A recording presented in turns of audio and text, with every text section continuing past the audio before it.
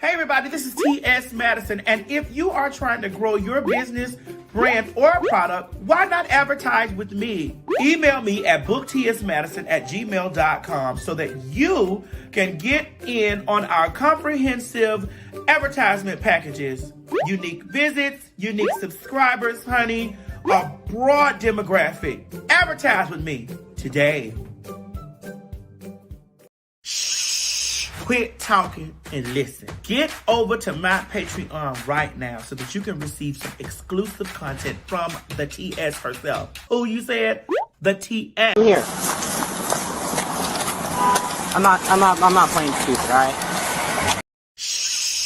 Quit talking and listen. Get over to my Patreon right now so that you can receive some exclusive content from the TS herself. Who you said?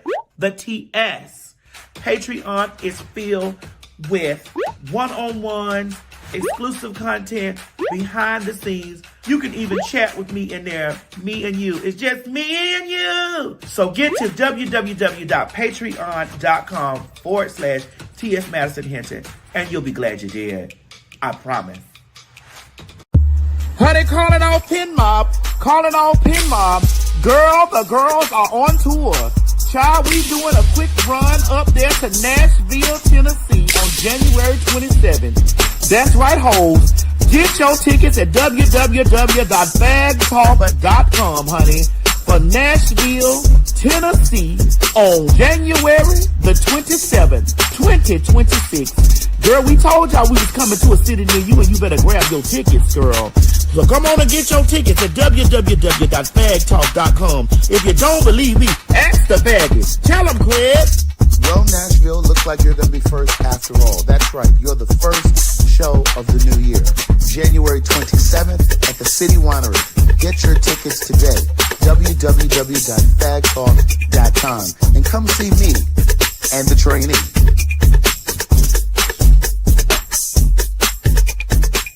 I just want to let you girls know that it's a new day. Bitch, I said it. And that's exactly what I meant. This is my house. It's she, hers, and hers.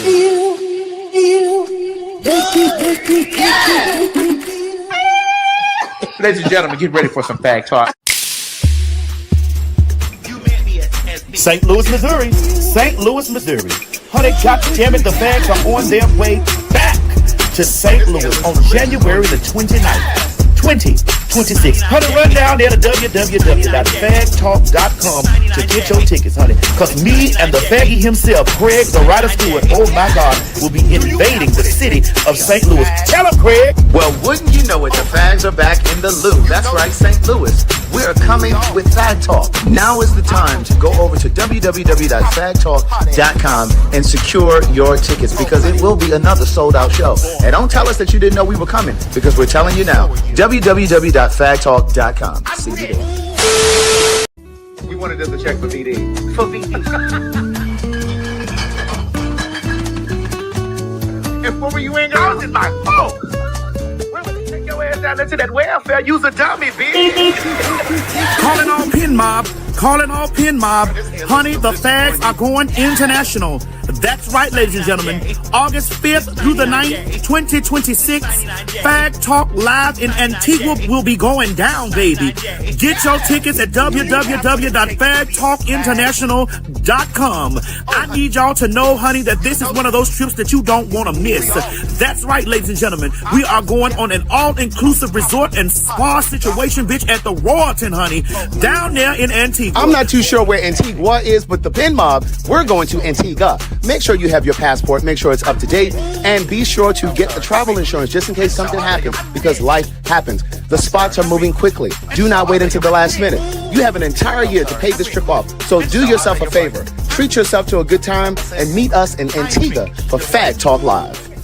And for my rich bitches, add on the rich bitch option to include a full day with us as we tour the island, and who knows what else we gonna get into. God damn it, don't meet me down there to the ticket place. Beat me at the ticket place. That's right, girls. Honey, meet us down there to www.PagTawlkInternational.com, honey. Low deposit and payment plans are available. You ain't gonna have no other choice but to see me because I'm in everything. There it is, you ain't right gonna there. have no other choice but to see me because I'm in everything and everywhere. I'm in film, television, streaming, music, bitch, and pornography. Bye. The views and opinions expressed on this program is just that. Views and opinions. Don't take any of it serious. But I will warn you, viewer discretion is advised. Ladies and gentlemen, get ready for some PagTawk. You met me as me. Yes.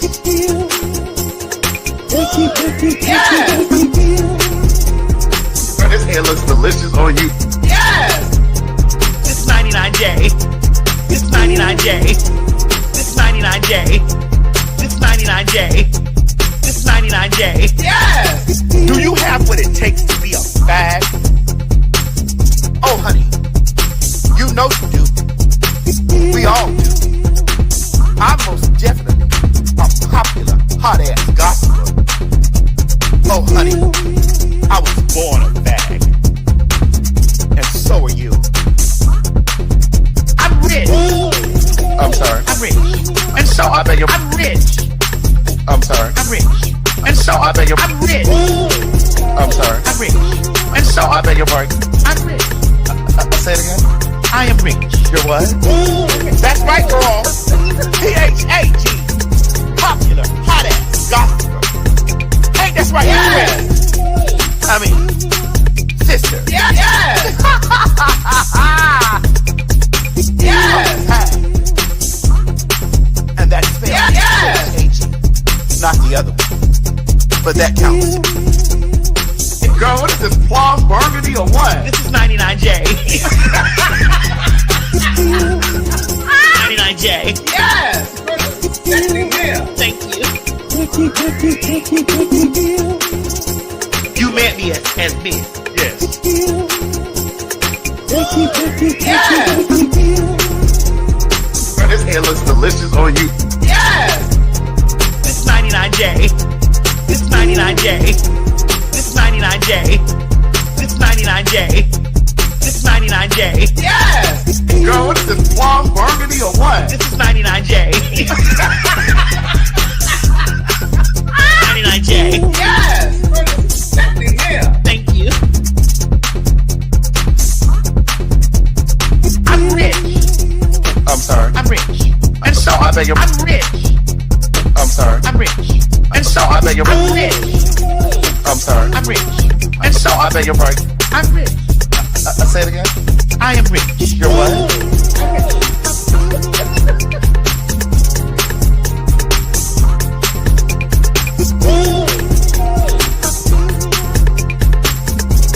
I bought it home. They were in their apartment. They were renting their apartment. Yes. Yes. Yes. Yes. And stop worrying about The faggots! right. Shit. We ain't going nowhere! My God, today.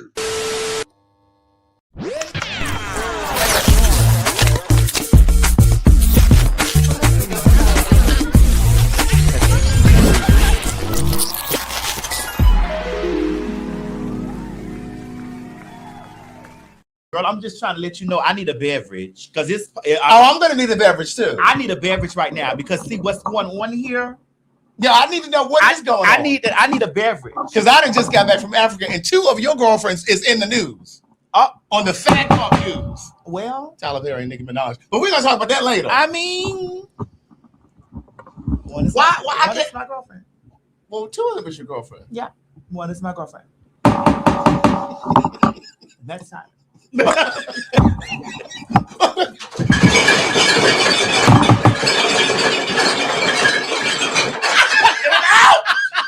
Take them out of here.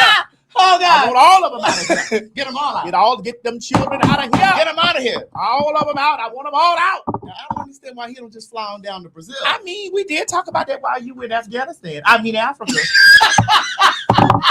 We did say that. I mean, we did say I that. don't understand why he don't just fly on down to Brazil, bitch, for the low cost Of $2.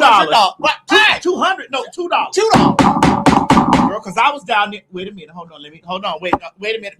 Mo, I need 30 seconds. You were down where? No, I need 30 seconds. No, you were down where? Mo, please. Where I need were 30 you? You were seconds. down where? Mo.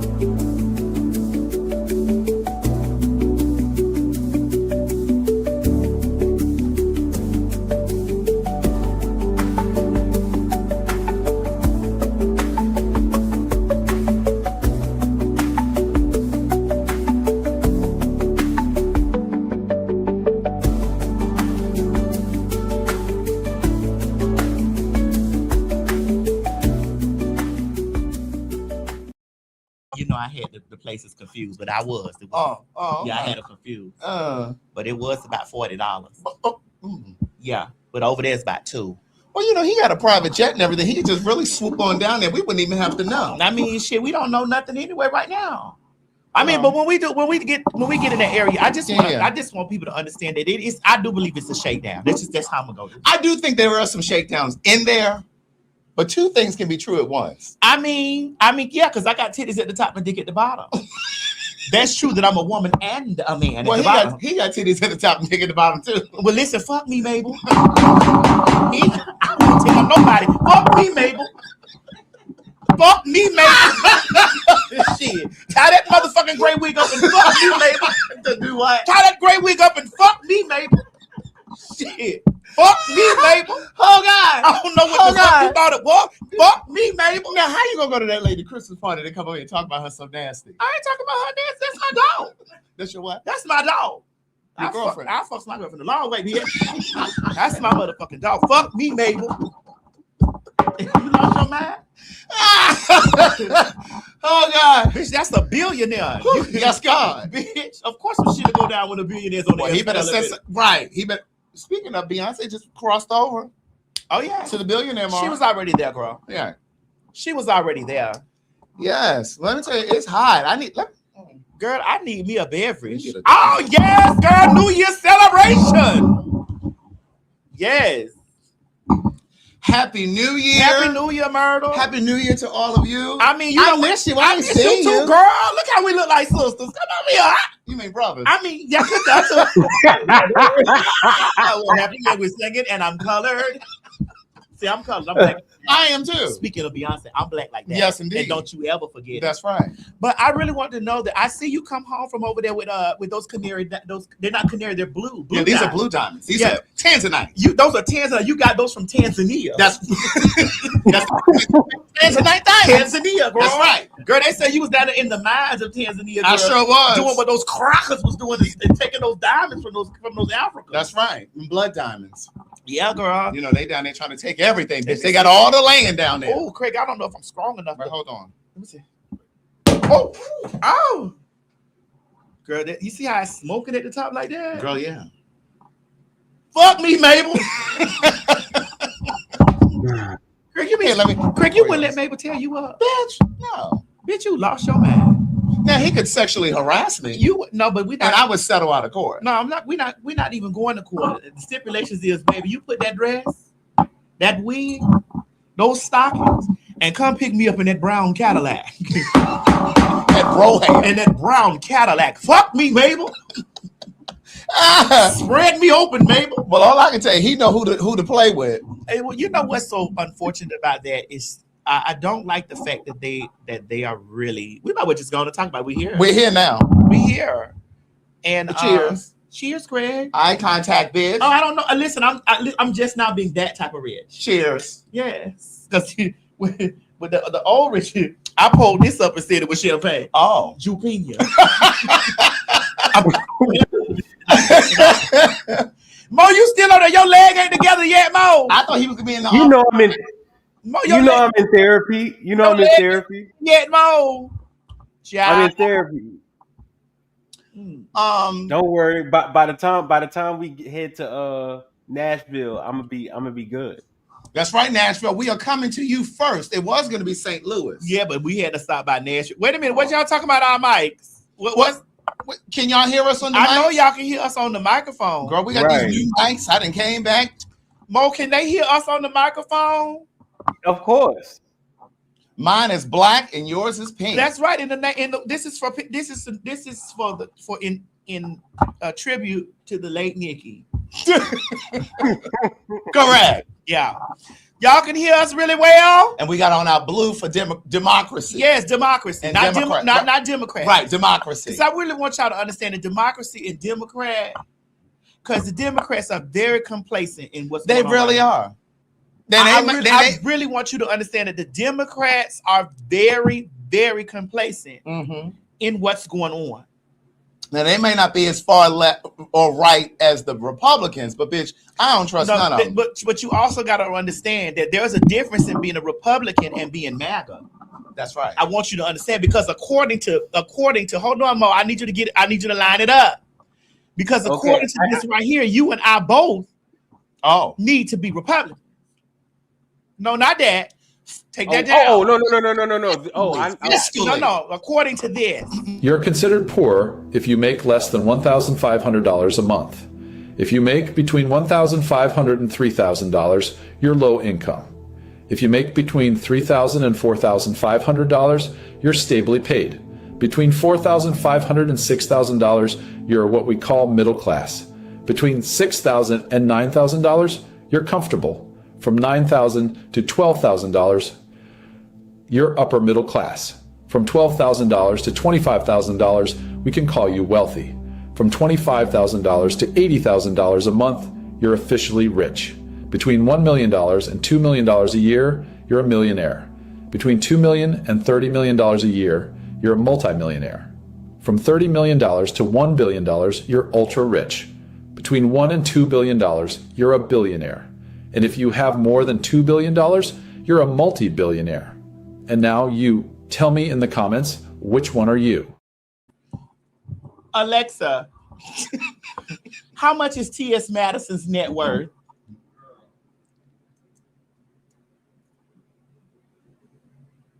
Is Alexa on break? T.S. Madison's net worth is $2 million. You're considered poor if you make less than $1,500 a month. If you make between $1,500 and $3,000, you're low income. If you make between $3,000 and $4,500, you're stably paid. Between $4,500 and $6,000, you're what we call middle class. Between $6,000 and $9,000, you're comfortable. From $9,000 to $12,000, you're upper middle class. From $12,000 to $25,000, we can call you wealthy. From $25,000 to $80,000 a month, you're officially rich. Between $1 million and $2 million a year, you're a millionaire. Between $2 million and $30 million a year, you're a multimillionaire. From $30 million to $1 billion, you're ultra rich. Between $1 and $2 billion, you're a billionaire. And if you have more than $2 billion, you're a multi-billionaire. And now you tell me in the comments, which one are you? Now, there's some areas that Republicans... The Republicans. I mean, that we had spoke about this before, Craig. Yeah. We spoke about this and we said that we can't vote based on our tax bracket. Because it would be self-focused and self-involved. We can't vote based on our tax bracket. Yeah. And unfortunately, the things that we've seen in this year in its entirety is we've seen the alignment of people based off of their tax bracket. We didn't do that. So what you're hearing me say is what? yeah. Is that what we think happened with Nikki? Yes. What I would attach to that is, Yes. I also think that it's a scheme that Todd set up. And perhaps she's trying to get her citizenship because she's Trinidadian. And then also her husband and her brother both are registered child sex offenders, I believe. I don't know that to be. I don't know. Well, it's on the records. Okay. Well. So we ain't got to say allegedly. So maybe she's trying to get some sort of expungement from Trump, but it's no excuse. I don't know what it is, but what I do know is this. I know that none of those people sitting up there on this stage right here are Christian. At all. And I know that the stance has been about Christian this and Christian that and Christian.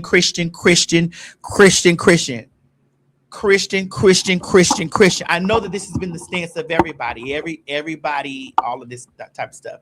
And when I watched this, we're not waiting till later in the show. We're here now. we're here, right? And when I watched this, when I sat and watched this, everybody was trying to force me to have a conversation about this because they was like, well, where's this? And how do you feel about your friend and this and the other and blah, blah, blah. And, it took me a minute to process the situation because I'm sitting here watching a person who I love genuinely and admire genuinely and who have done business with genuinely. And I'm watching them sit here with these crackers. And I'm not talking about white people.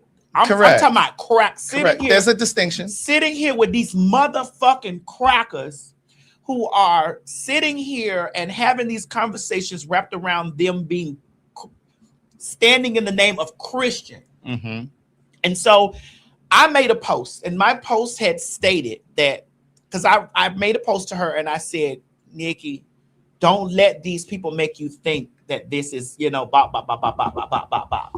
okay. And I said that there was a difference between Christian and Christ-like. Yeah. And what these people stand for is not Christ-like on anything. And so people were going around saying that I attacked Nikki and I was this and I turned my back on Nikki and all this stuff. And I'm like, no, that's not what happened. What happened was I watched someone that I love and that I admire and that I adore align themselves with these crackers who despise all of this. And in my conversation, I said, how about we remove, because I know people were wondering where I was going to come from with it, with like the trend stuff. Right. Because she was saying, boy, let boys be boys and this and the other. We're going to talk about that too. I even moved that to a side for a moment, just to say, but you're a black woman. You are a black woman. Have you not heard what these people have said about black women? And what they have done to black women. To black women. And so I was watching it in horror. I watched it in horror. And I was just like, there's no way that you can turn a blind eye to what these people are doing or what they've done or what they've said or what they have said. Even if you don't pay attention to what they've said about you. You are a black woman. You're not only just a black woman, you have a black son, a husband. You have a black husband. You're black. And it's like, where does your blackness in this equation come? Sitting there with these people, where does your blackness come in here with this? Like, these people are not Christian. How have you been convinced that these people are Christian? These are not Christian people.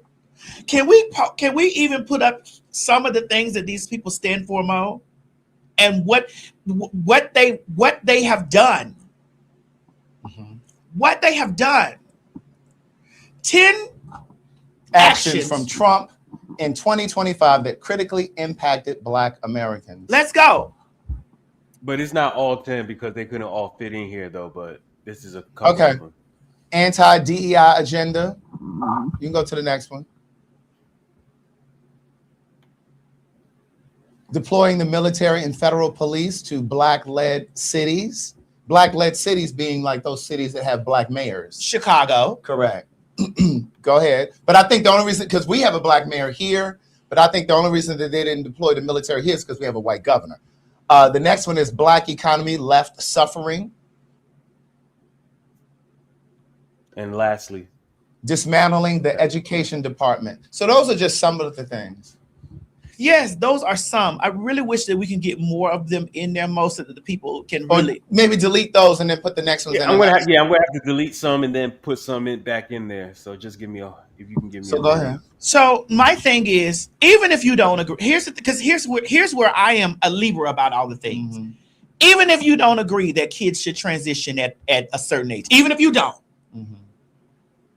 because what people tend to do in politics is they do things that they vote based off of what that's personal to them. What's that's personal to them. Just like Christians do. Yes. Christians will lean towards the scriptures that have nothing to do with them. But go ahead. It's like, are you not a black woman? Do you not represent black women? You know, if to say fuck it, just fucking and say, okay, well, I don't believe in trans kids. Okay. Let's just say fuck it, and you don't. You're a black woman. Before you even get to any of the queer agenda, it's like you're a black woman first. But I want to let you finish because I got a whole. I know, but I just wanted to get this because everybody was saying like, okay, well, Madison is scared to talk about Nikki, or she's on some kind of NDA or something. No, that's not the case. It's me at home watching this stuff in hurt and in horror because I'm like, yo, I think these fans, these mics are picking up this. The fan? Yeah. Oh, really? Jada, turn this down a little bit if you can. Okay. Yeah, because most said that these they're way more sensitive. Yeah. One more. No. We might be able to. Well, turn it off for a second until it gets a little warm. Okay.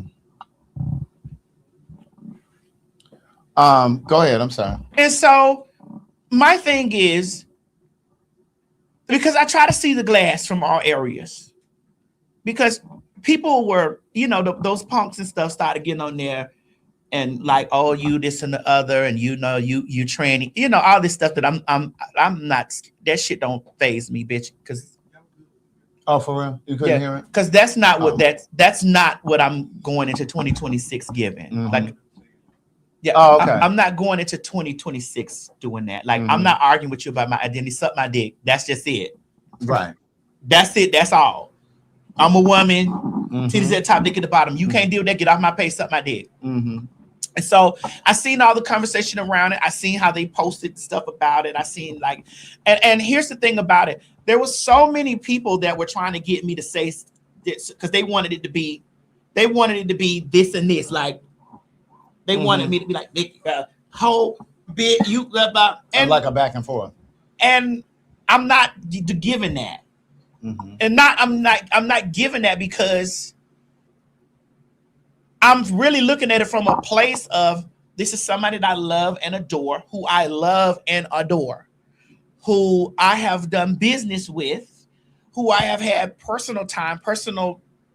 spent personal time in communication, and who I love. And I'm like, this person is aligning themselves. What is it about this fundamentalist group that resonates with her? And I've been hearing her talk about Christian. And I'm like, okay, well, she's coming from this Christian perspective of it, right?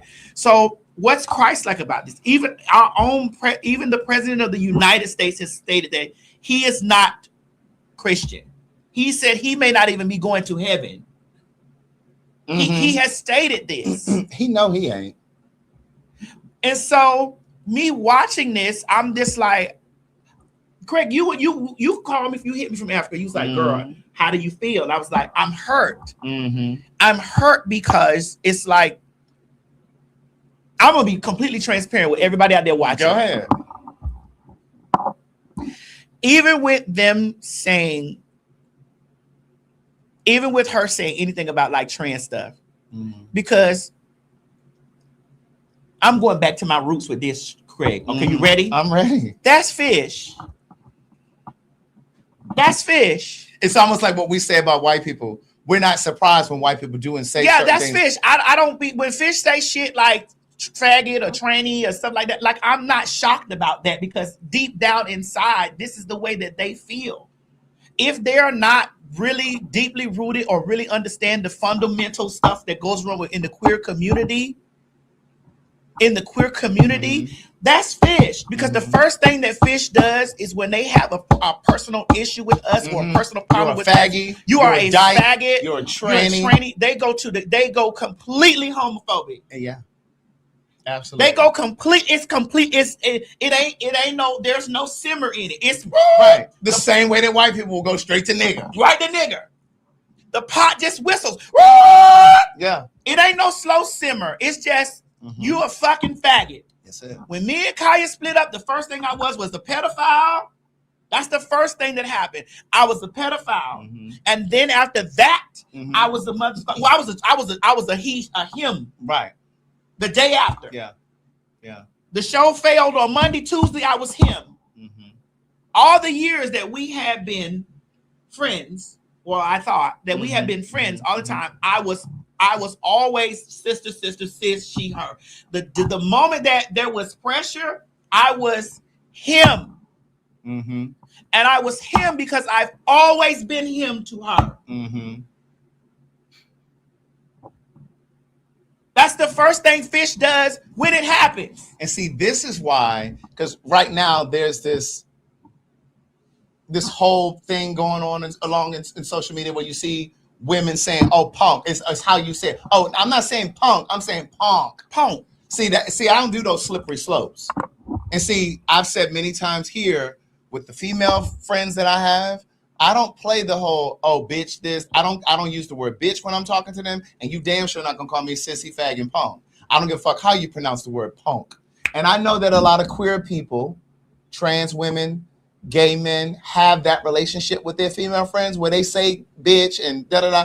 I just have never had that relationship.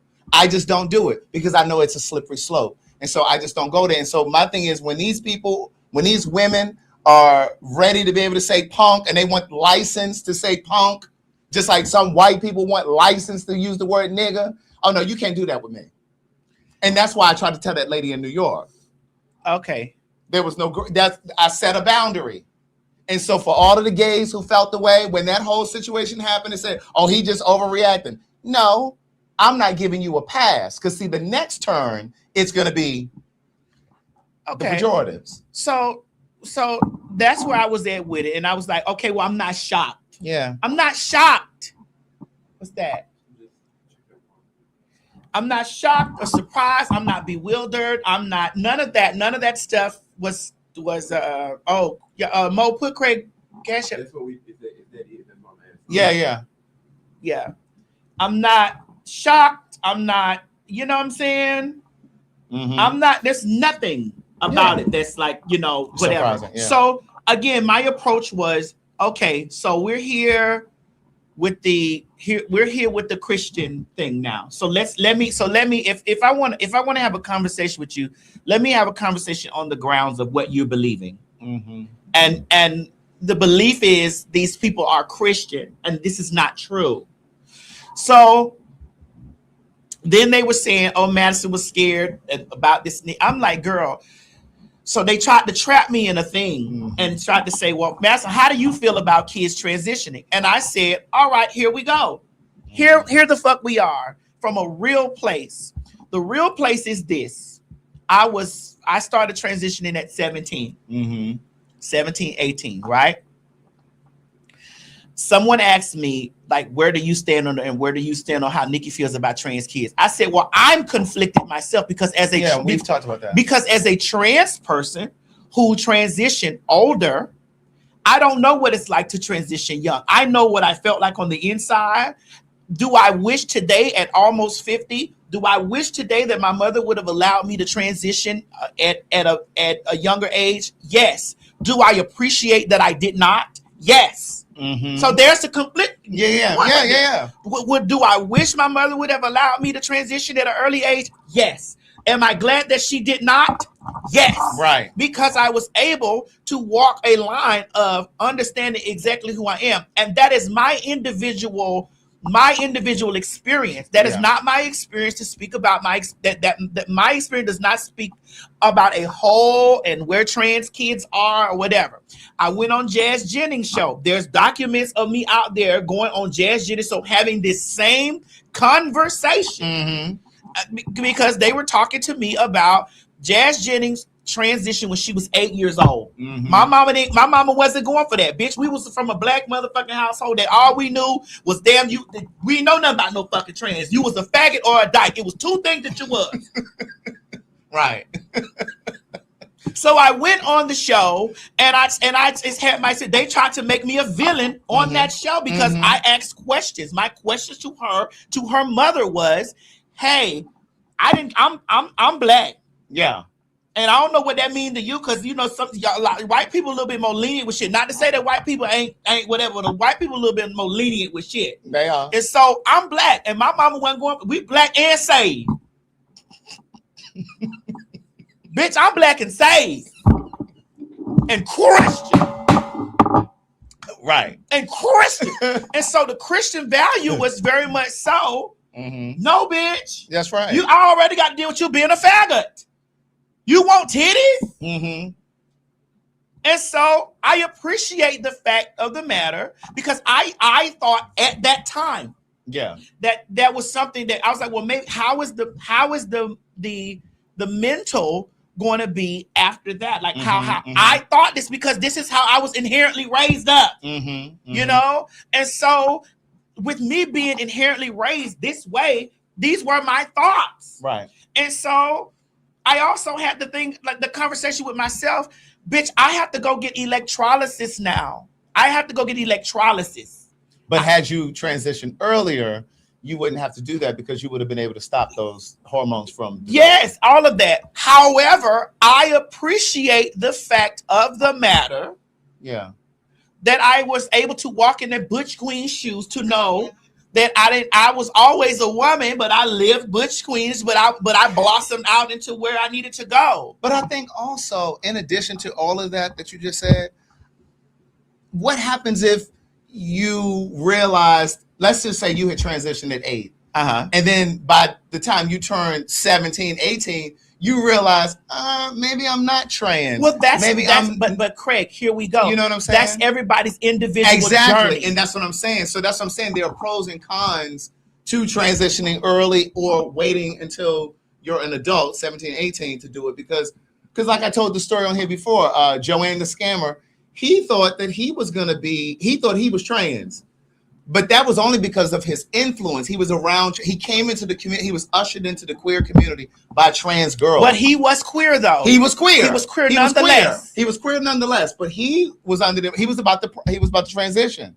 But he thought that because he was just impressionable from what he said on that podcast that I watched. But then once he realized, he moved away. He had different friends. He realized, oh no, I'm not trans. And we know trans girls who transition and regret it. That is true, but that number is lower than lower. That number is lower than the girls who transition, and because there is pros and cons to everything. Absolutely. There are pros and cons to everything. And so they asked me that question, trying to trap me up in that stuff, and like, well, how Nikki feel? Blah, blah, blah. Then we got to talk about how she sat there and she said, boys, let boys be boys. Okay, boom, got it. There were people that were saying, well, that she didn't say anything about that, but let's evaluate this, right? From the perspective of who you're sitting with. Saying that you're sitting with people whose entire existence is going at, we trans people were made public enemy number one the day that man stood up to a microphone. The day he stood in front of a microphone, they singled out a group of people. This is the same playbook that Hitler did. This is the same playbook that Hitler did. Right. They singled out a group of people that they can make the enemy. They singled out a group of people that they can make the motherfucker, that they can shift the blame on. They did it with the trans, and they did it with immigrants. And the immigrants. They were able to form a militia.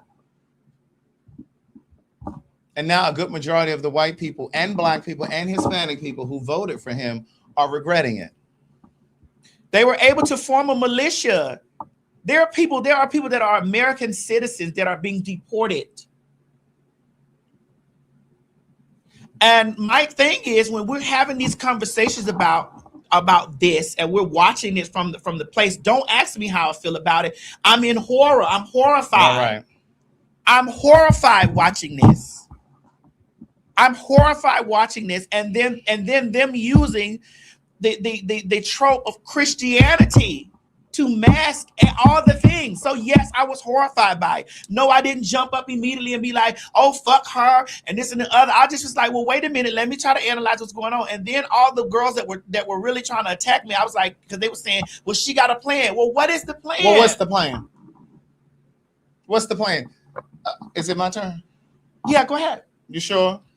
Well, I was trying to get it Go out ahead. quick so that because I'm Go going to ahead. Go ahead. because I needed me to speak about it because they were really feeling like that Yeah. I wasn't going to say anything. And because they were in my inbox, I'm like, well, I know Madison ain't gonna talk about it, but No, I'm talking about all it. right. Because it's just like I watched this in horror. Mm-hmm. Like, what the fuck is this? Like, what's going on, Keisha? What's the tea? So it's just like, well, what's the plan? If the plan is a personal plan for your life, here's where I'm at in my personal place. If it's a personal plan for her, where I'm at a personal place, if you don't fuck with me, fuck you. If you don't fuck with me, fuck you. Because if you're personally doing things that are personal for you, I gotta put me first, Lucius. I gotta put me first, Lucius. Right. With that much power, that much influence, and that many people that you have, if you don't understand that the plan is these older people that are doing this, these older Christian national fundamentalist people, they're gonna die soon. A lot of them are old and they're gonna die soon. So the way that you keep something going is you pass it down. They are putting this shit in school. Talk about they're putting Christ back in school. That ain't got shit to do with no fucking Christ. And there's a whole list of things now that teachers can't even say. Like, quote unquote, buzzwords that teachers can't even use now.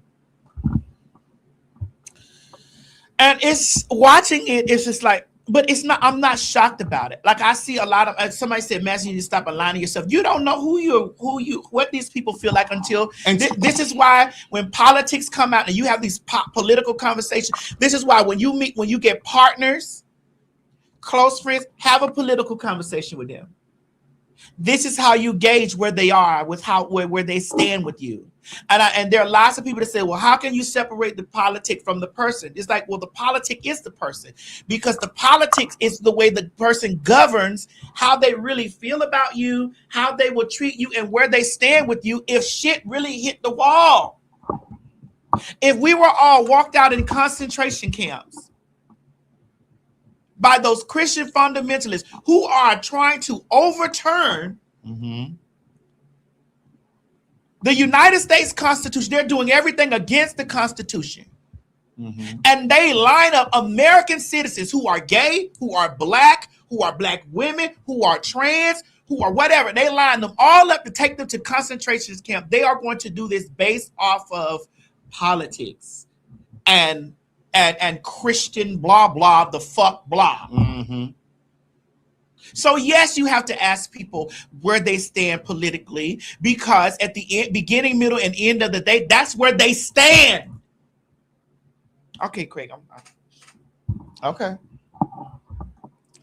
The great prophet Lauryn Hill said, fantasy is what people want.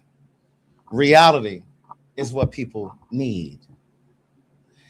And what was most shocking about this whole Nikki, MAGA, Trump thing, whatever, the thing that was most shocking to me was how shocked her fans were.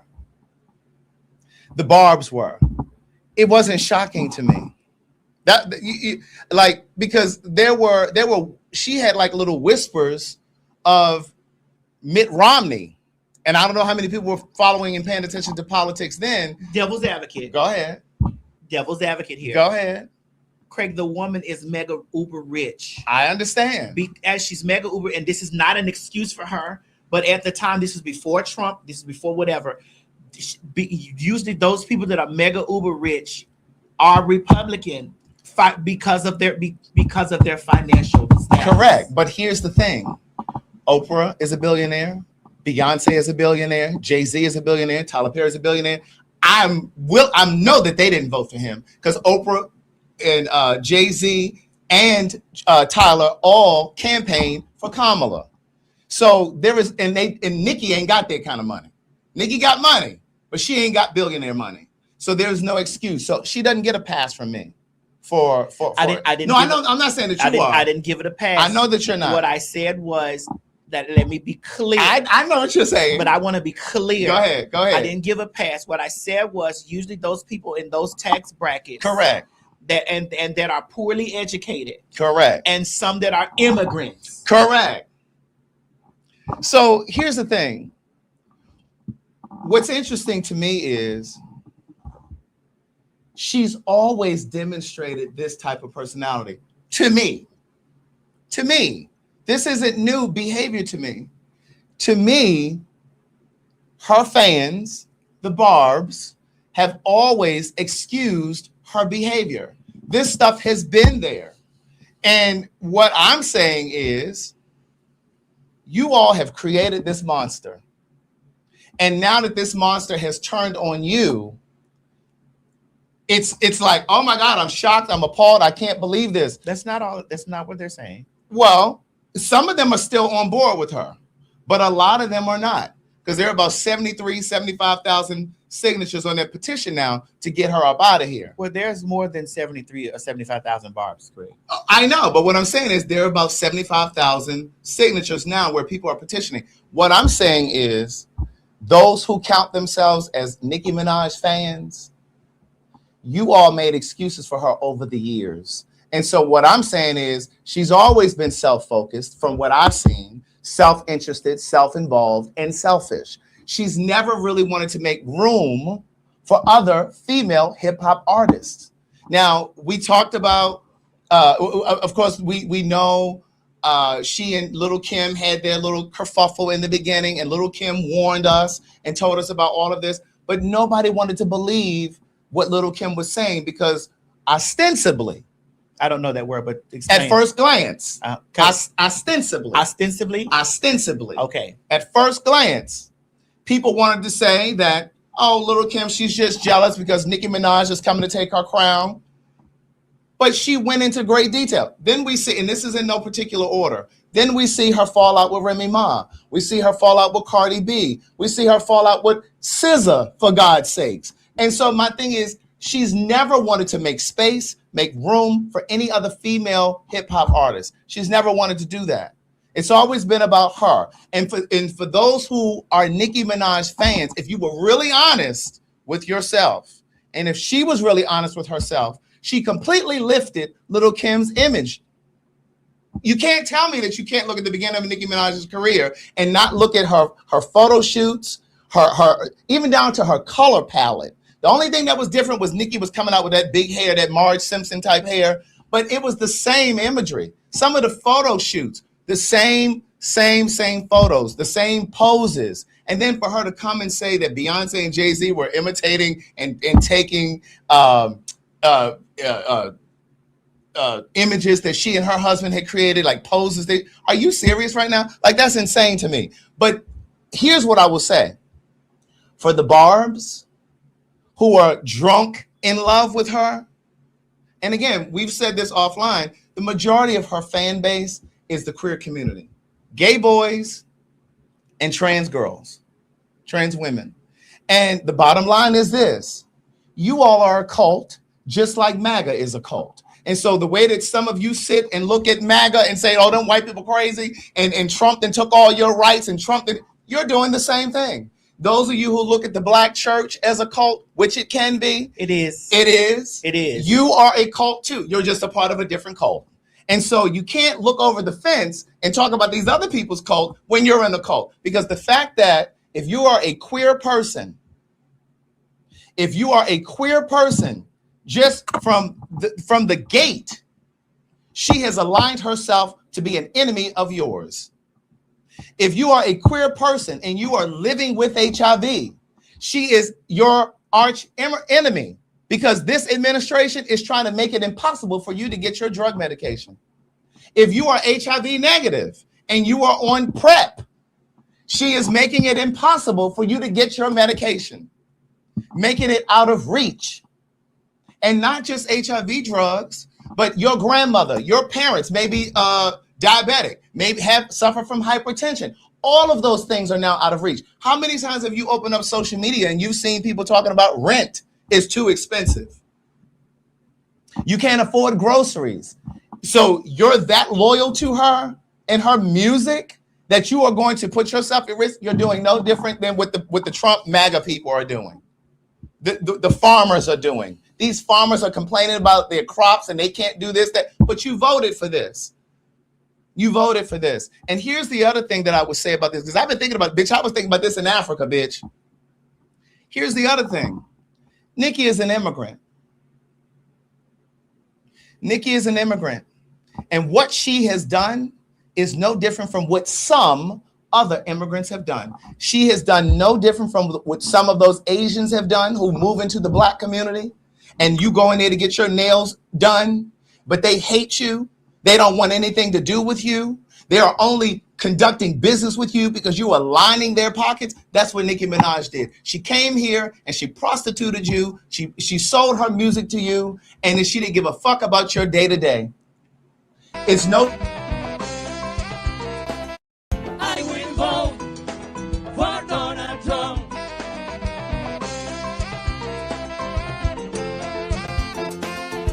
I will vote. Raise your hands, come on. For Donald Trump. Dale cintura, cintura, cintura, cintura, cintura.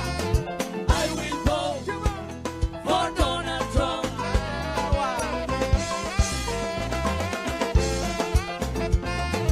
I will vote for Donald Trump. Let's do it. Latino for Trump. I will vote Yeah. for Donald Trump. Bueno, señoras y señores, everybody, let's sing this song, everybody, together, okay? I need you loud, loud, because I want you Trump hear that song, okay? Again. Yo quiero que todo el mundo lo cante fuerte, para que nuestro presidente la escuche, okay? En español viene ahorita. Viene ahora. So, Tranquilito. come on. 1, 2, 3, go. Oh my God, I will vote. Everybody, I will vote. come on. Repeat, repeat. Oh, Trump roll. It's no different from Black women who go into these some of these African braiding shops, and those African braiders, some of them hate Black women. It's the same game that some immigrants play when they come to this country. They use us to make money from them or make money for them, but they don't really have anything for us. And so this is no different to me than what she did.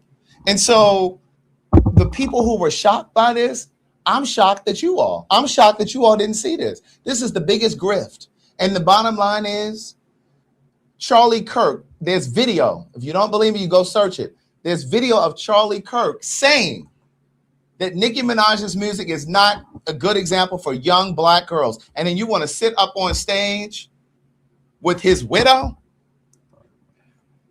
Soon it's going to be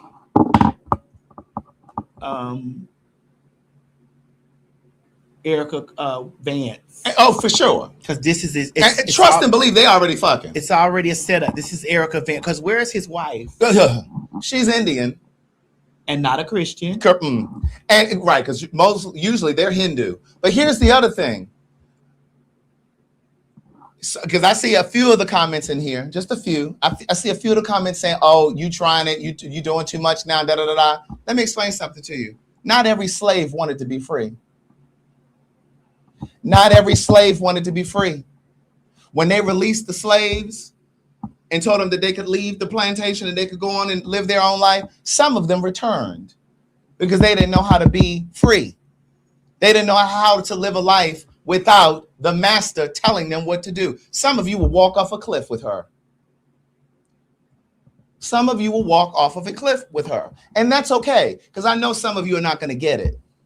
It's okay. Some of you are not going to get it. Some of you are not going to get it or make the correlation that she is aligning herself with an administration who saw to it that over 300,000 Black women lost their job. How is it that a Black woman can sit on that stage knowing that over 300,000 Black women lost their livelihood? And how many times have we sat here on this show and said that oftentimes, not all of the time, but oftentimes, Black women are the head of the household financially? Because a lot of times Black women outpace Black men. There are a lot of Black women who are in relationships with men who make more money than the men. And you have single-handedly aligned yourself. You've gone over there and aligned yourself with them, because what this administration understands that maybe some of you don't understand, who are these diehard Nicki fans. What this administration understands is if they cripple the Black woman, they cripple the Black family. If that Black woman can't pay her bills, she doesn't have a source of income, they understand that they debilitate the Black family, and that they have set the Black family back generationally. When that whole housing crisis happened a few years ago, that put Black people back 10 years because there were a lot of Black people who lost their homes. So again, when sometimes you don't understand the game of politics, and some of you who want to say, oh, she's playing chess. No, the Republicans are playing chess. You all don't understand chess. If you don't see the correlation, then it's above you. It's over your head. They are trying to make America white again. Absolutely. And until it trickles down, it may not. Maybe you don't have family members who need drugs, HIV drugs, or high blood pressure medication, or whatever it is. Maybe you don't have that. Maybe you're able to pay your rent. Maybe you're able to pay your mortgage. But once it hits your doorstep, because we say all of the time, people don't usually get concerned until it's in your backyard. But trust, whatever's happening in somebody else's backyard, it's coming to yours. It can come to yours. So again, this is a dangerous game, and I just think that it's self-interested, it's self-involved. I don't give a fuck what the tax credit is. I don't give a fuck what the benefit is. There's some people have said that she's in jeopardy of losing this $20 million house out in Hidden Hills in California. I don't know what the thing is. I don't know what it is. But the way that you all tore up Beyonce for sitting at a charity dinner, and I don't know what the background for that was. I don't know, because I wasn't there. But some of you ate Beyonce and Jay-Z up for sitting at that dinner table with that charity with Jared Kushner and Ivanka Trump, but you are making excuses for Nicki Minaj? Help me understand that. I mean, I don't understand. Well, she's not the only one. She's not. We got the Winans. Cece. I'm not shocked because they are Christian. Again, Craig, we're back into, and see, that's why Christianity kept us in slavery for as long as it did. But let's pivot back a moment. Uh-huh. You mentioned immigrant. Mm-hmm. She's also Black. Absolutely. There are lots of people there are a lot of Black immigrants who don't understand the plight of Black Americans. They don't. Because they didn't experience that. They didn't live under civil rights. They didn't live under Jim Crow, because they immigrated here. And a lot of, not all, because I know that there are some Black immigrants, whether you're from Haiti or one of the countries in Africa. I know that there are Black immigrants who come here, who respect us, who adore us. When I was in Africa recently, I said in no uncertain terms to many people that I talked to, there is a narrative in the United States that Black Africans do not like us. There's this idea that you all think that we're uneducated, that we're lazy, that we're whatever. And several of them said, oh, absolutely not. We adore you. We are proud of you. We are proud of what you have accomplished. But of course, there are going to be some who feel otherwise, right? Just like there are Hispanic people who come here and try to align with white people who try to be in close proximity with white people. There are Africans darker than me, you, and Mo. Wait a minute, darker than Mo? Shit. Who try to align with white people? Who not that dark. Mo? He heard that? Yeah, he did. Who looked down the their mics nose working? at us? You understand what I'm saying? But that wasn't the tone, the feeling that I got when I was there. But sadly, a lot of them don't respect the work that Black Americans did, the road that Black Americans paved for any immigrant that came here. I don't give a fuck if you came here from Switzerland. Black Americans created the pathway for you. I don't give a fuck where you immigrated from. Black Americans did the work. The benefits and the privileges that you enjoy, you owe us. You owe Black Americans. So I don't give a fuck what you think about Black people. I don't care if you think or believe that Black people are lazy and we sitting on welfare. Bitch, if that is the case, bitch, which it's not, but bitch, if it was, we deserve reparations, it. You bitch. goddamn right. We're tired. Reparations, bitch. We've done the work. Thank you, girl. Reparations. Right. My mama is owed her Social Security check, bitch. That's right. And you over here saying, oh, we're going to cut this because, how the fuck dare you? And then the thing, like, she's using medication. So now it's no longer going to be affordable. You already know, those of you who have been paying attention, this month is when healthcare goes up. I know. I have to get a new provider. It starts over this month. Mine started today. Okay. So tomorrow when I wake up, I have to get a new provider. And like those rates have changed because these crackers. Mine went from $128 to $548. Correct. So you all can thank Nicki Minaj and everybody else over there at the MAGA convention. Today is when it goes up. Oh, it's up. Right. So if you can't afford medication and anything else, look over there. I'm done with that. Yeah. Well, let's talk about Cece the Winans. Oh, yeah, Cece. Yeah, at the Kennedy Center down there. Baby, when I say Lexi laid them out. She did? Bitch, go on Lexi Pay. Lexi laid them out. Really? Girl, because it's just like the way what she wrote was amazing. Let me find it. Because they always screaming out about they are Christian. Those people lying themselves, them Campbells. Yeah. The Mary girls. Them Winans. Yes. Christian. You really think that this man is doing something? But it's all rooted in. Which one is it? It's all rooted in that they're that they're anti-gay. Yes. If that's your sole root, if that is your sole root for things, because you hearing them speaking to something that rings in your ear and then you're deaf to everything else. There's a problem. So Cece Winans is just as problematic to me as Nicki. She's a Black woman also. And you're not paying attention? You don't recognize that Black women have lost over 300,000 Black women have lost their jobs. They said 500,000 in the comments. Oh, so maybe it's swelled to 500,000. But Black women represent the church congregation, which also means if Black women don't have an income to put into those offering plates, if Black women don't have money to come to your concert, Cece Winans, Kim Burrell, and all these other people, Mary, Tina Campbell, if they don't have money, Tasha Cobb, yes, let's not forget her, Tasha Cobb. It's against God. But my thing is, I'm so Craig, sick of being gay is against God, Craig. I'm telling you that religion, and I'm not at all because I'm a person who gets down on my knees every night to pray. And so, Dick, but Craig, it's this against God to do that. Well, I don't have to get down on my knees to do that. Oh, you let him fuck your face? But it's against God. It's against God to be a homosexual.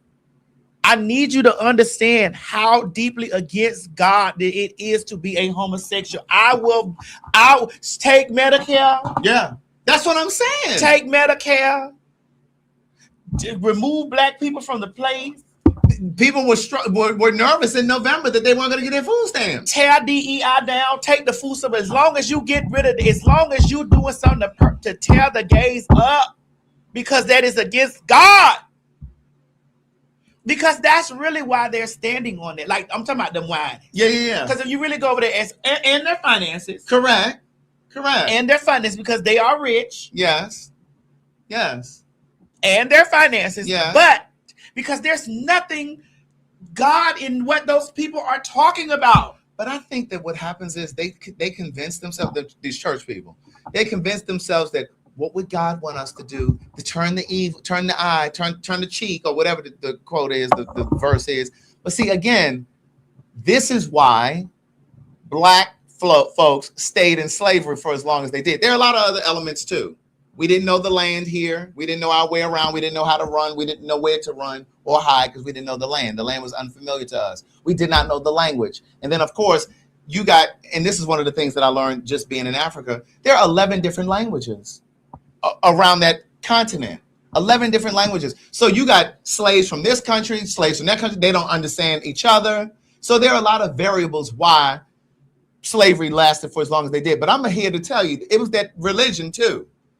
Some of them African slaves absolutely were so traumatized that how God would see it. So you mean to tell me you're going to let a motherfucker pound on you? It's not right to let a motherfucker pound on you. Let me tell you something real. What I was watching The Color Purple the other day. That's my movie. On Christmas. I was watching The Color Purple. Well, Christmas Eve. Mm-hmm. Well, the eve before Christmas Eve, because I was up cooking. I remember I told you I was the 23rd, right? Was watching Color Purple, and there was something so profound in what Miss Sophia told Miss motherfucking Seeley. She said, "You ought to bash Mister's head in and think about heaven later." Yeah. What I decipher from bashing Mister's head in and think about heaven later was that woman told her. She said, trouble won't last always. We'll be in heaven soon. And she said, you ought to bash Mister's head open and think about heaven later. Mm-hmm. That meant, bitch, you were going to sit up here. Bitch, come out from amongst that abuse. Yes, so you're going to suffer? Release that abuse because you thinking that you're supposed to be abused and because you're going to get your reward in fucking heaven. Right. I'm telling you, like, and just being in Africa and going by Desmond Tutu's house, the one who said, when white folks showed up, and I'm paraphrasing, when white folks showed up in Africa, we had all the land and they were holding the Bible. We bowed our heads to pray, bitch. And when we opened our eyes, we were stuck holding the Bible and they had all of the land.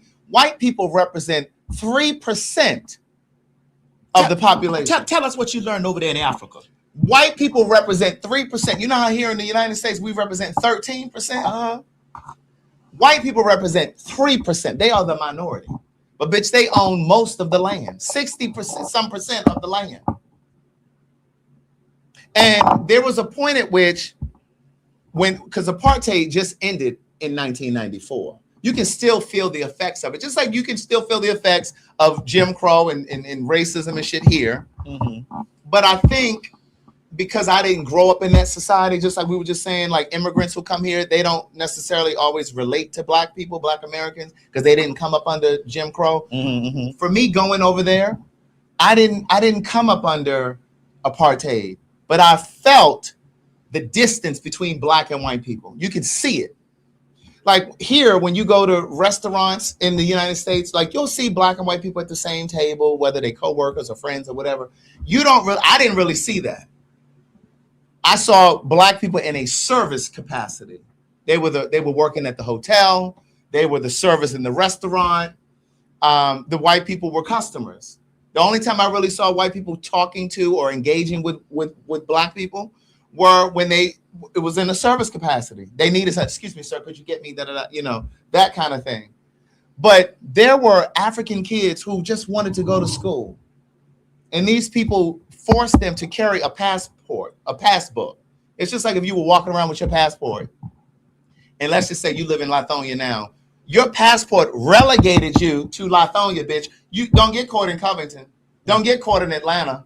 Bitch, you could go to jail immediately. First beat up and then sent to jail because you're out of your jurisdiction. You had to have permission to go into other cities, like if you were going to work. So if you worked in like Atlanta, you could go to Atlanta because you'd have to have special paperwork for that. But aside from that, there were children who just wanted to go to school. But there was a point at which these South Africans said, we're done with this passbook shit. And like thousands and thousands of Africans showed up down at the courthouse and they were protesting. And it was illegal to be seen or caught without your passport. You would immediately be arrested. Well, there were so many black Africans who showed up. They could not arrest these people because there was too many. They didn't have enough capacity. They started shooting these black people, just shooting them down. Same thing happened with Africans, children who were trying to go to school. Let me tell you what white folks did. They made these black kids, okay, you want to come to school with us? You got to learn Afrikaans. These black children didn't know Afrikaans. Afrikaans is the language that derived from the Dutch. And so they made them learn their language in order to go to school with them. But then before that happened, ahead of that happening, they shot these children down. If you ever saw the movie Serafina, that was a true story. Is it kind of like what I said sometimes in Africa, April? Yeah. Or Hotel Rwanda? Yes, yeah. And so when we went to the spot where those children were shot down, there was a line in the ground and they told them not to cross that line. And when those children crossed that line, because they just wanted to go to school, those people shot them down. So, Craig, there was another thing that you told me that you learned in Africa. You said that about the West Africans, and you remember you were telling me that? Yes. I was not going to let you forget that. Yes. But I got a pee, Mo. Run a commercial. Okay, run a commercial. We'll be back in a second. Yeah. Ooh, okay. Honey, calling all pin mob. Calling all pin mob. Girl, the girls are on tour. Child, we doing a quick run up there to Nashville, Tennessee on January 27th. That's right, hoes. Get your tickets at www.PagTawlk.com, honey, for Nashville, Tennessee on January the 27th, 2026. Girl, we told y'all we was coming to a city near you and you better grab your tickets, girl. So come on and get your tickets at www.PagTawlk.com. If you don't believe me, ask the faggots. Tell them, Craig. Well, Nashville, looks like you're going to be first after all. That's right. You're the first show of the new year. January 27th at the City Winery. Get your tickets today. www.PagTawlk.com. And come see me and the trainee.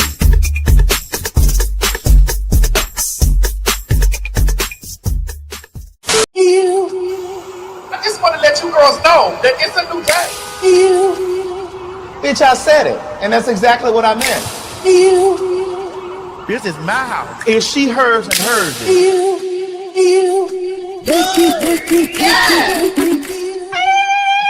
Ladies and gentlemen, get ready for some Pag Talk.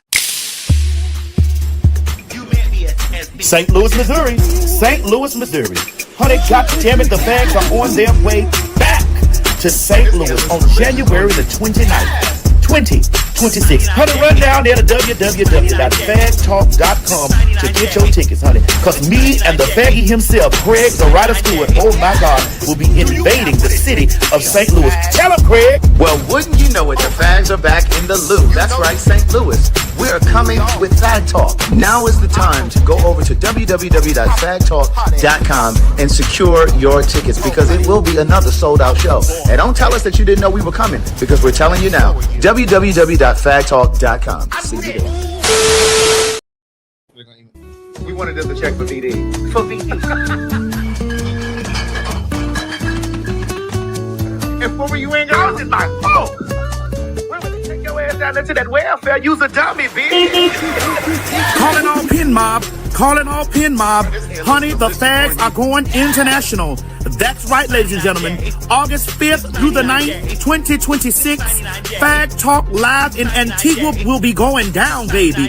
Get your tickets at www.PagTawlkInternational.com. I need y'all to know, honey, that this is one of those trips that you don't want to miss. That's right, ladies and gentlemen. We are going on an all-inclusive resort and spa situation, bitch, at the Royalton, honey, down there in Antigua. I'm not too sure where Antigua is, but the pin mob, we're going to Antigua. Make sure you have your passport, make sure it's up to date, and be sure to get the travel insurance just in case something happens, because life happens. The spots are moving quickly. Do not wait until the last minute.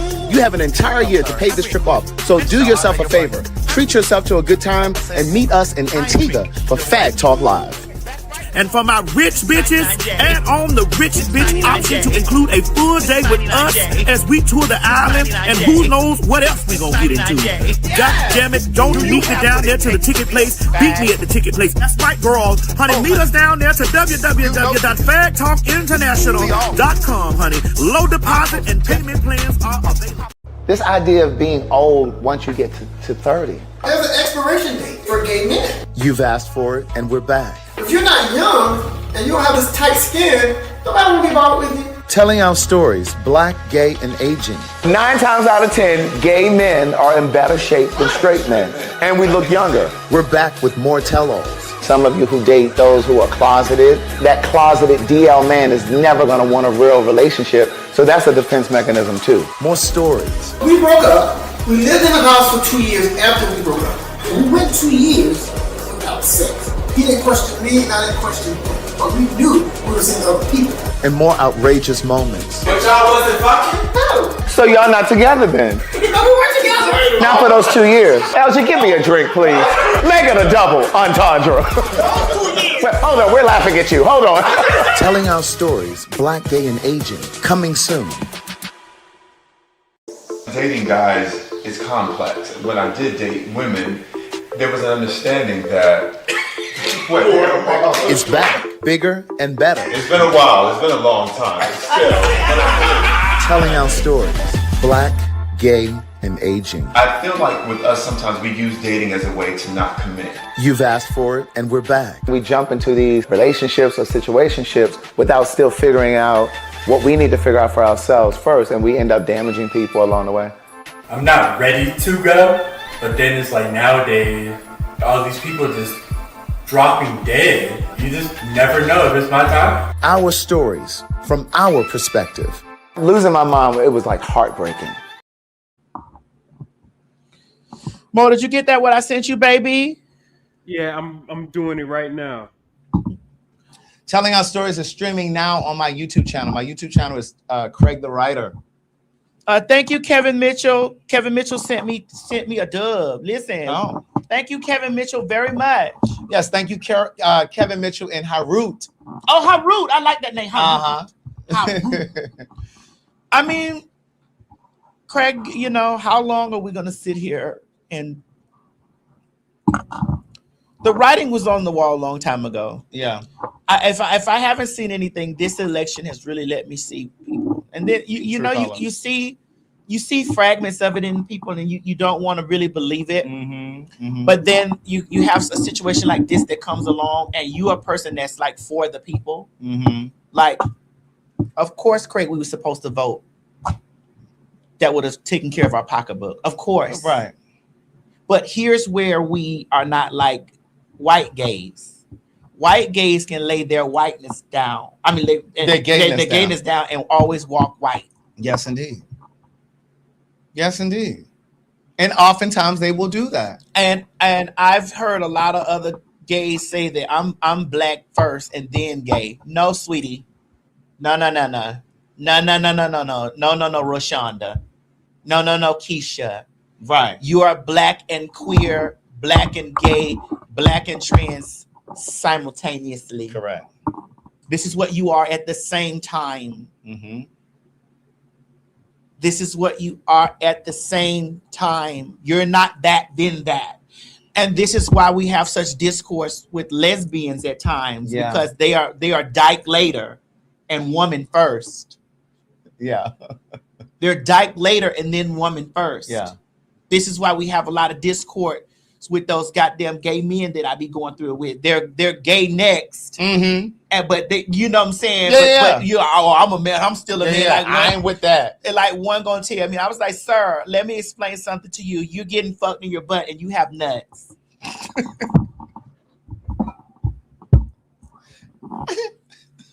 There's nuts pounding against your nuts.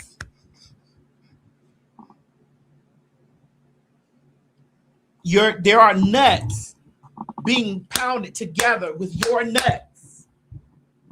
I don't give a fuck what you stand up as and bruh.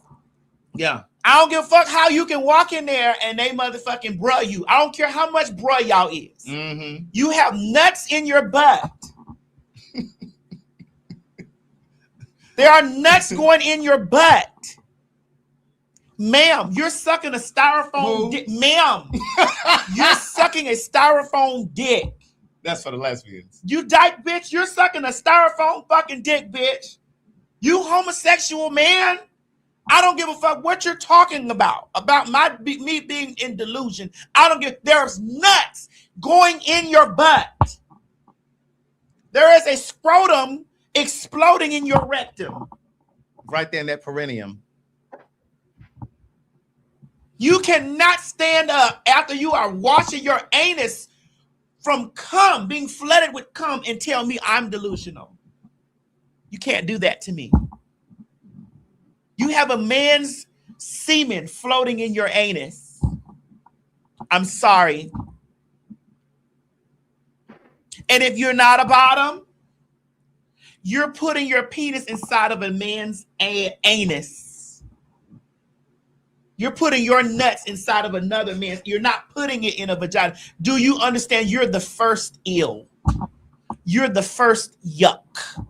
You're the first nasty, bitch. Before you start fixing your mouth to have these trans conversations, girl. I always say they don't give a fuck if you're on the top or the bottom. Because they already immediately, you're already getting butt fucked. You're getting what? You're getting butt fucked. Just in case you were motherfucking wondering, you're getting butt fucked. They don't even got to see you getting butt fucked, but you're getting butt fucked. You're the first yuck. Butt fucked. So if you fix your motherfucking goddamn cock-eating ball sack lip, fixing your what? Your cock-eating ball sack sucking lips to motherfucking say I'm delusional. Because I had a motherfucker tell me because at the end of the day I'm still a man. Yeah, but you have nuts in your butt. Mm-hmm. And depending on who you ask, Dr. Heavenly, you're a bitch ass man. You're a bitch ass nigga. Because she said that. She did. She still ain't came over here to this podcast. When is her campaign over? I don't know. Is she still in the running to be America's Next Top Model? I may be. I really need people to understand that. Like when you're sitting there talking, bitch, it ain't about how you fry the chicken. You're still frying chicken, girl. It don't matter if you batter it. It don't matter if you don't think because you putting the chicken in the air fryer that it's not fried chicken. It's still fried chicken. Right. I want you to know that. So when you girls be down there and you be anti-trans, or you be somewhere over there trying to windmill against me for standing up for the girls, and I am including you, mass for mass girls, standing up for the girls, and you're windmilling against me. Right. We don't care how many pairs of Air Force One and Timberlands you have, honey. It's on a sweet foot.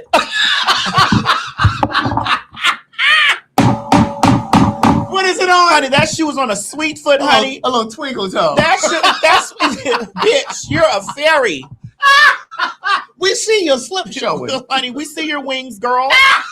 You're a fairy, mama.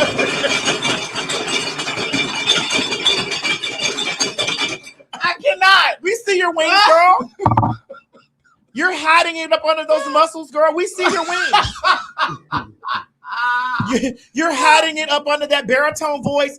Hiding it up under that white beater. We up under that tank top. We see your wings, girl. You're a fairy. Looking like a Victoria's Secret model. You're a fairy, girl.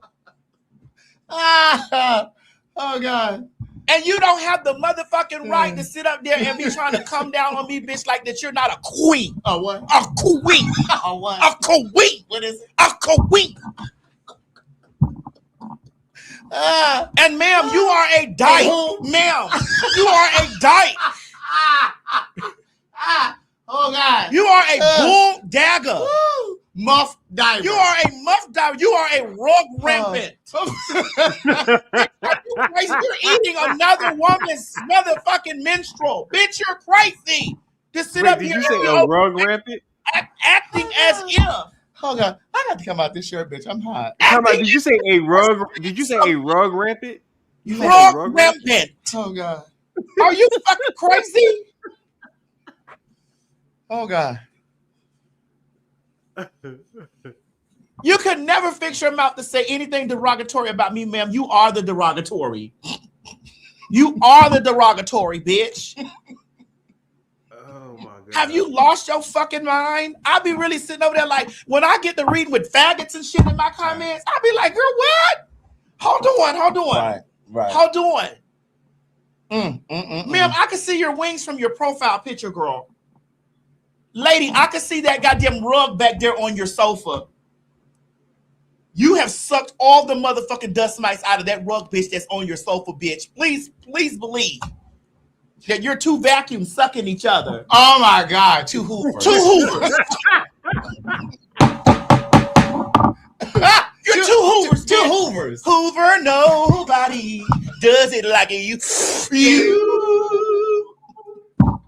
Fuck out of here. I remember that commercial.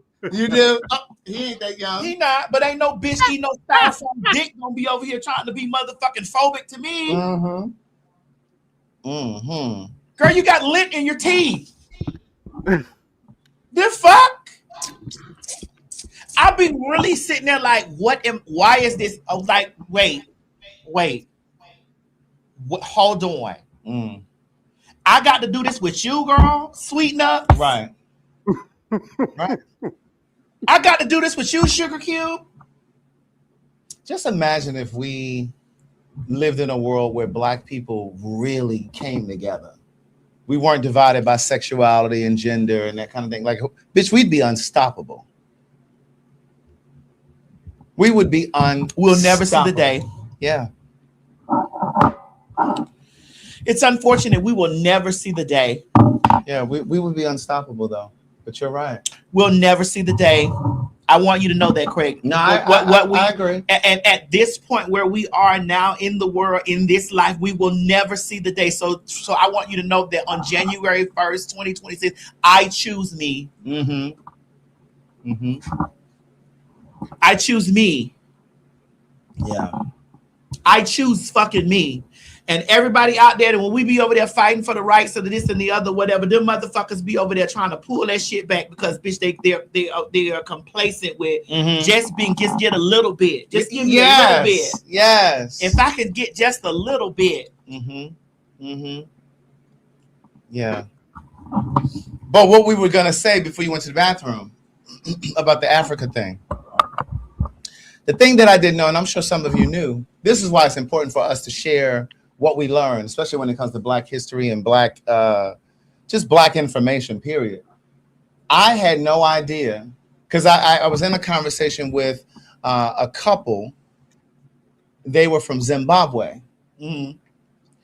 And they were talking about,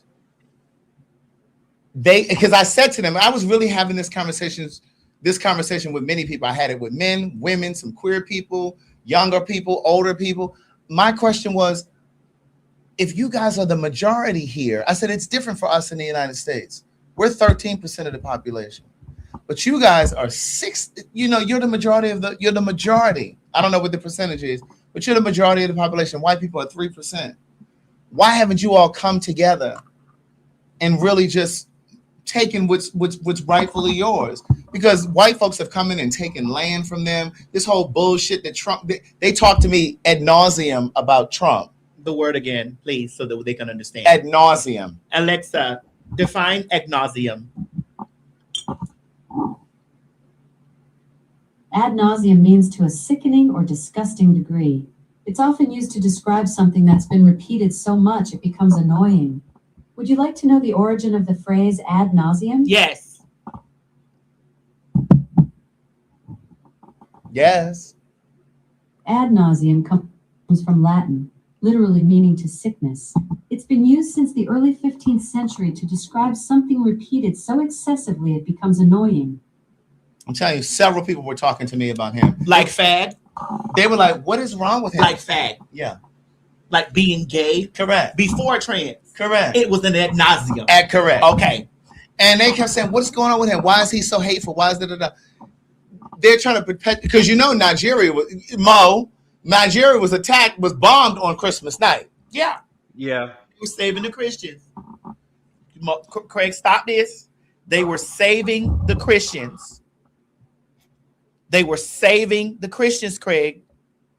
They wanted to know why he was so evil and why was he perpetuating this lie that there's a genocide in Africa against white farmers. I can't be. These were people who worked at the hotel who were just talking to me like, why is he saying that? He said, there is no genocide against white people. He said, there have been black farmers that have died. There have been white people who have died. He said, but this is absolutely not a genocide. If you want to talk about a genocide, you need to talk about some of those other countries in Africa where there is actually a genocide happening against black people. But I was in this conversation with some people, with a couple. They were from Zimbabwe. And I said to them, I said, if you guys are the majority, why can't you all come together? So that's where the conversation came out, that there are 11 different languages. And I know somebody in the comments said there are multiple languages. I understand that, but there were 11 languages that they like national languages. And some people speak 4 languages, some people speak 2 of them, some people speak 6 of them.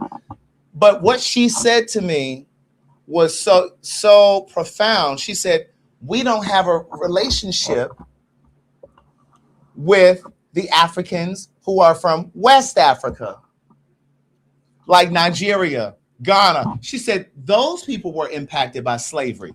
We were not impacted by slavery. And again, maybe some of you knew this. I didn't know. When I think about slavery, I always think that they just kind of came from all sides of that continent and just pulled slaves. But primarily, it came just from West Africa. It didn't come from Central Africa or Central Africa, like the Congo and places like that. And then even when it comes to South Africa, the ships were too large to come into those ports. So that's why they weren't able to pull slaves from there. So again, going back to what I was saying, there are African people who don't relate to Africans who were a part of the slave trade. That's a whole different experience. And so I was just so fascinated. I was like, wow, this is amazing. Like I had no idea. Now, of course, if you were from a country in the interior, they basically docked at these ports that were along the shore. But they did pull slaves and make them walk too. Even if you weren't from a country that bordered the water, they made some of them walk. In chains, bitch. And this is the shit that I be saying about the things that Christians gonna have to, if they really believe in God like they say they do. Yeah. If they really believe in the God like they say they do, the heinous, evil atrocities, Craig, that they have committed against people of color, how they have enslaved people, how they've killed children, how they've done. If this is something that they truly believe, what the fuck makes them think that they are heaven bound? Exactly. But see, I don't know if they really believe that. I think they use religion to just kind of manipulate people. I don't know if they really believe that. I saw somebody said the Arabs had slaves from East Africa. Yes, and also the Dutch. Because the Dutch, correct me if I'm wrong, but I believe they were saying that the Dutch colonized like Ethiopia and Eritrea, places like that in Africa. So that again, going back to that language, Afrikaans, like that's a language that comes from the Dutch, and they forced that language on, certain African civilizations. Someone said they believe it because they believe that they're doing it in his name. Wow, that's insane. I stood up the other day. I was so angry. I was like, bitch, I'm not no fucking Christian. Yeah. I said that the other day. I meant that. I'm not the Christian. Not the one you want me to fucking No. be. You know, a bitch wrote on there and said we want to cancel T.S. Madison until she professes that Jesus Christ is Lord. And this. I said I didn't say that Jesus. I didn't say anything about Jesus. I said I was not no Christian because Jesus wasn't no Christian either, bitch.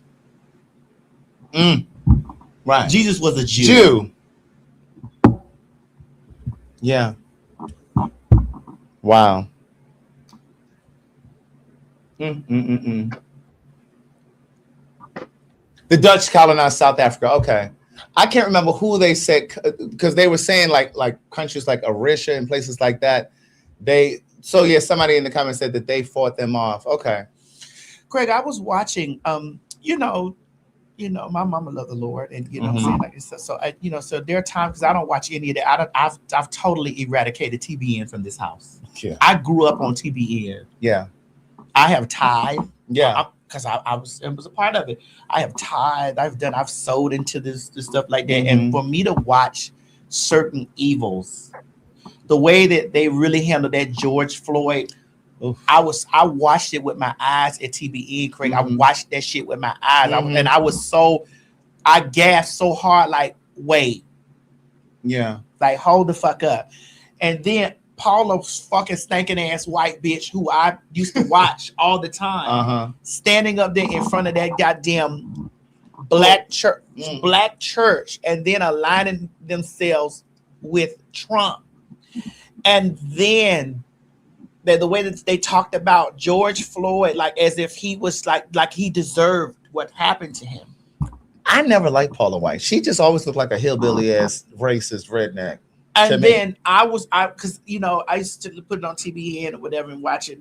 There are messages and shit that I receive, from it, whatever. But then when those white churches come on, do you know the other day I was getting ready to turn on? I was like, because my mama loves the Lord. She does.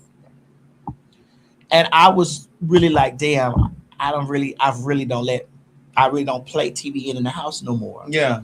And so I was like, let me go over here and see. Girl, when I got ready to turn the shit on TBN, bitch, they was getting ready to play the Charlie Kirk hour. No. The Charlie Kirk hour. I was like, but see, that's how they infest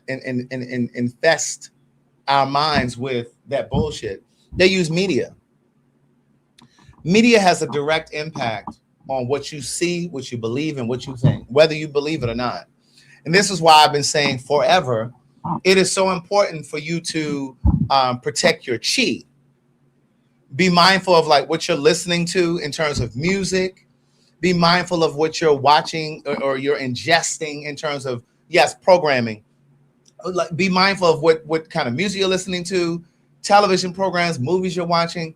Like I've always said, I'm very careful not to watch and I know a lot of Black people like to watch the Love and Hip Hop series or franchise and Housewives and all that other shit.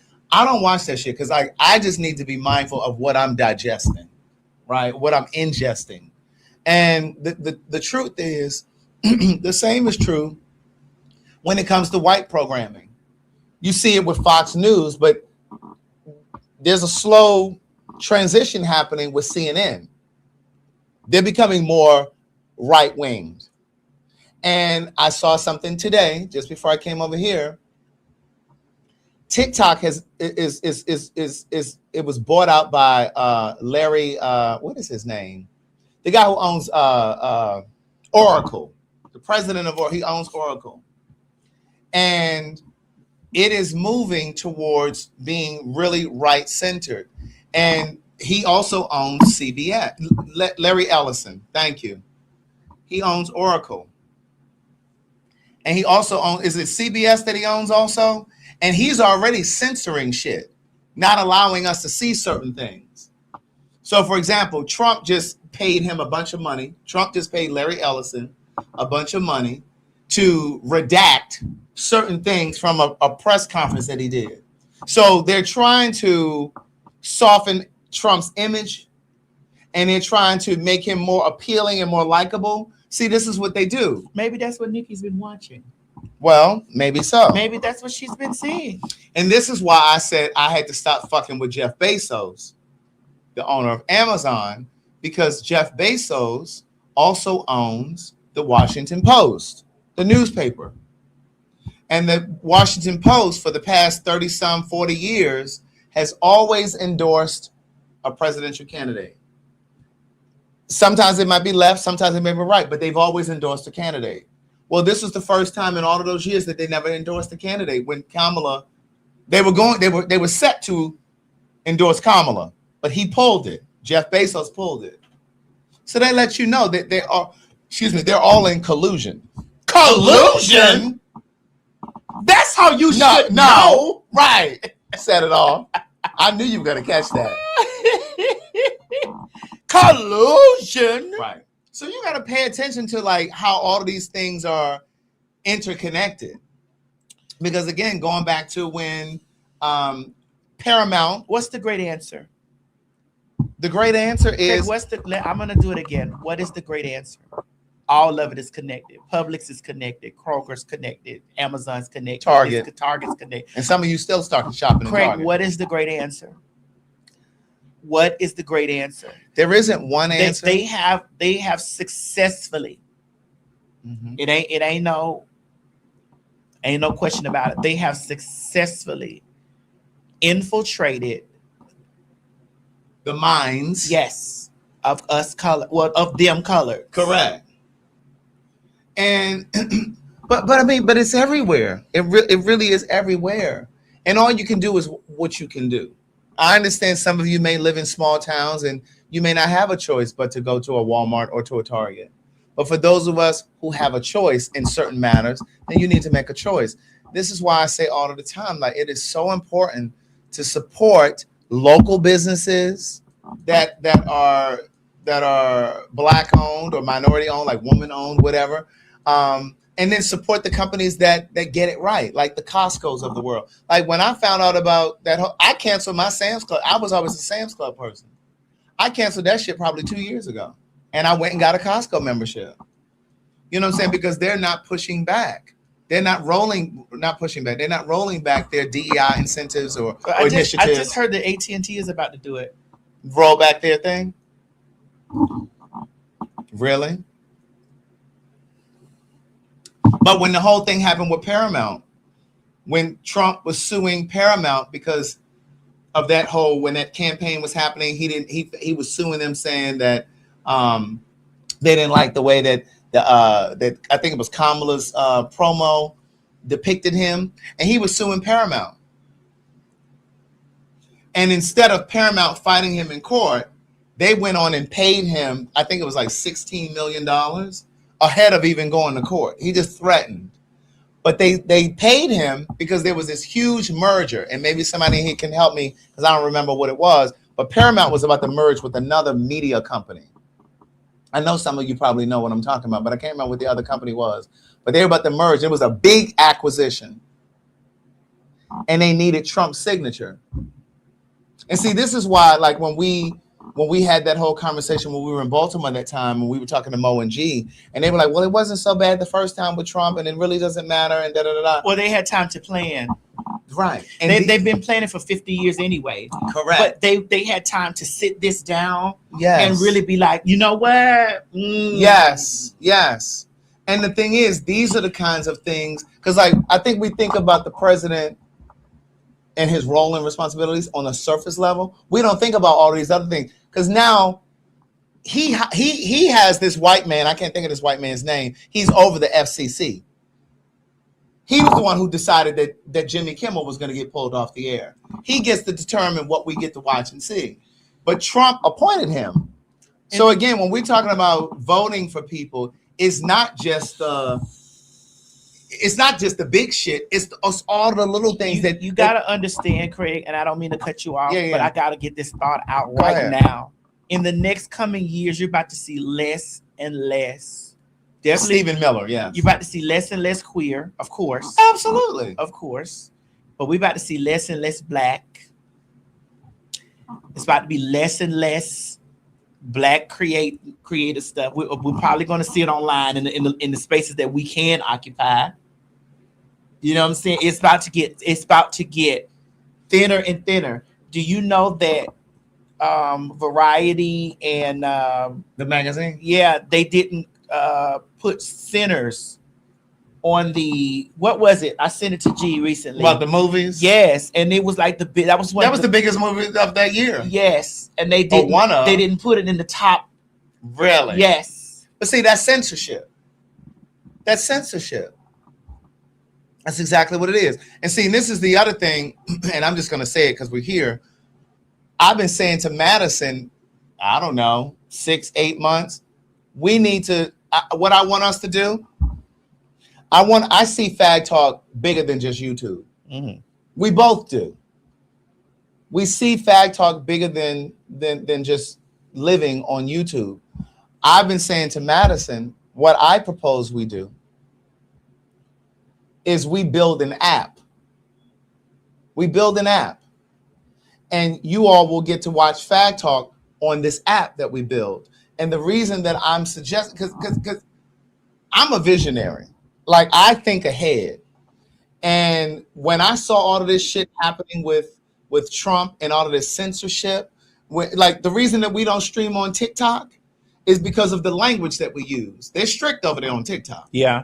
But the way that these companies are capitulating and the way that they're censoring a lot of things that people say, what happens if YouTube decides that we can't say sissy, fag, tranny, or just curse? Well, of course we're gonna get demonetized tonight because I just said I can see your wings pump. Correct. Very. So what I've been saying to Madison for probably about six months or so, we need to build an app, and Fag Talk needs to live on this app. And not only would Fag Talk live on the app, but like the stuff that she does independent of me and the stuff that I do independent of her would also live on. So telling our stories would be on the app. With all of the other stuff that she decides that she wants to put on the app, she could put on the app, but it would be the home of Fag Talk. And if you wanted to see, because the thing is, if they decide tomorrow that we can't talk the way that we talk on here, you all won't be able to see the show. We won't be able to promote the tour. We won't be able to, you know what I'm saying? It would censor us. Yes. It would cripple us in a lot of ways. So we wouldn't be able to do this anymore. So we had a call yesterday, and I said, "Listen, it's gnawing at." I'm telling you, Africa did a lot for me. I was thinking a lot in Africa. Like there's something really special, and I'm just gonna say this: if you can get to Africa, I think you should get to Africa, especially if you are a part of the African diaspora. I think you should get to Africa, wherever it is. I think you should get there. You should spend some time there, and just really. I'm not going without my tour guide, Mo. That's right. And so, and now because you formerly from Really. Rolling Stone or Variety's top 20 movies of the year list is so the media is bought. The media is bought. They don't like that Ryan Coogler has like changed what Hollywood could be with his deal with Warner Brothers. They don't like that the movie is unapologetically black. It has two of the best scenes of the year and just in cinema history. Like spoiler alert, but the scene where music connects generations. I think about that scene like once a week. And it also shows that like Hollywood is a tool for white supremacy. And the end of Sinners dispels this idea that we have to buy into and kowtow to whiteness. In one of the final scenes of the movie, when the main character is praying to God, praying to Jesus, and realizes that, oh, he's praying to like a white entity. And instead he has the music in his hand, the music that is a product of how his ancestors have survived. Mm-hmm. And that music is what saves him in the end, not God, not this white religion, and does not go in peace. Act in a way that is palatable to whiteness. He goes and he entraps and slaughters like all those racist white men. Like the Hollywood institution cannot fathom the proliferation of these beliefs. Yes, that's about Sinners. Yeah.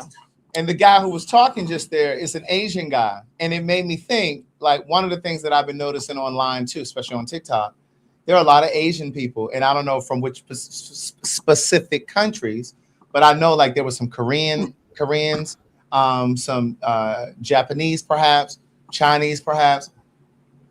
They're really starting to wake up. They're starting to wake up because historically, when Asians come here, when they migrate here or immigrate here, excuse me, this champagne bitch got me Belgian. It's good though. It is. When Asians typically come to this country, they typically align themselves with white people. Typically, you'll see white women marry a white man, or an Asian man marry a white woman, and they usually just, but there's a lot of conversation happening right now online where Asians are starting to resent white people. They're starting to feel that white people are now appropriating their culture. Matcha. Like matcha is relatively inexpensive. It's supposed to be really cheap. It's something that Asians drink and consume on a regular basis. That green stuff. Yeah, the green, yes. But now what's happening is they've now made it. White folks have now made it this premium. Yes, they've made it this premium thing. So now you got to spend $9 and $10 for matcha, and Asian folk, it's a Japanese staple. Yes. And Asian folk are starting to feel like you all are coming in on our space. like going to Asian markets and things like that. Like they're starting to feel, you know, so a lot of them are talking about how they understand they understand more now the Black plight. But my thing is, where have you all been? We've been saying this. But so many of you have been so busy trying to align yourself with white people. We've been saying this. So did it take Trump getting in office and deporting a lot of Asians? Did it take ICE running y'all out of Santa Barbara and in the Bay Area and all over in Irvine? Now y'all get it? Now y'all understand. Oh, okay.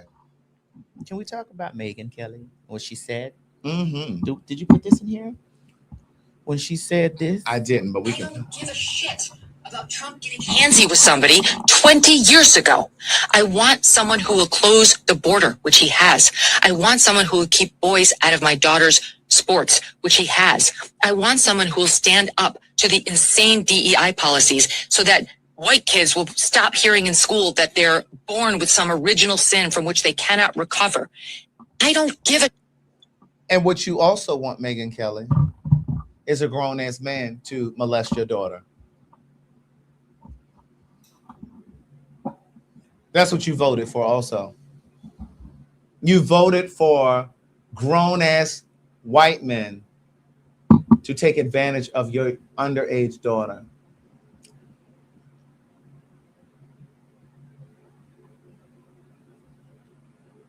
I want to play that again. Please. I don't give a shit. Trump getting handsy with somebody 20 years ago. I want someone who will close the border, which he has. I want someone who will keep boys out of my daughter's sports, which he has. I want someone who will stand up to the insane DEI policies so that white kids will stop hearing in school that they're born with some original sin from which they cannot recover. I don't give a shit about Trump getting handsy with somebody 20 years ago. I want someone who will close the border, which he has. I want someone who will keep boys out of my daughter's sports, which he has. I want someone who will stand up to the insane DEI policies so that white kids will stop hearing in school that they're born with some original sin from which they cannot recover. And they need to know that. They do. And it wasn't just 20 years ago, Megyn. Trump has been doing things more recent than 20 years. But they need to know. White kids need to know the egregious acts. Correct. White people need to know. Need to know the egregious acts that transpired against people.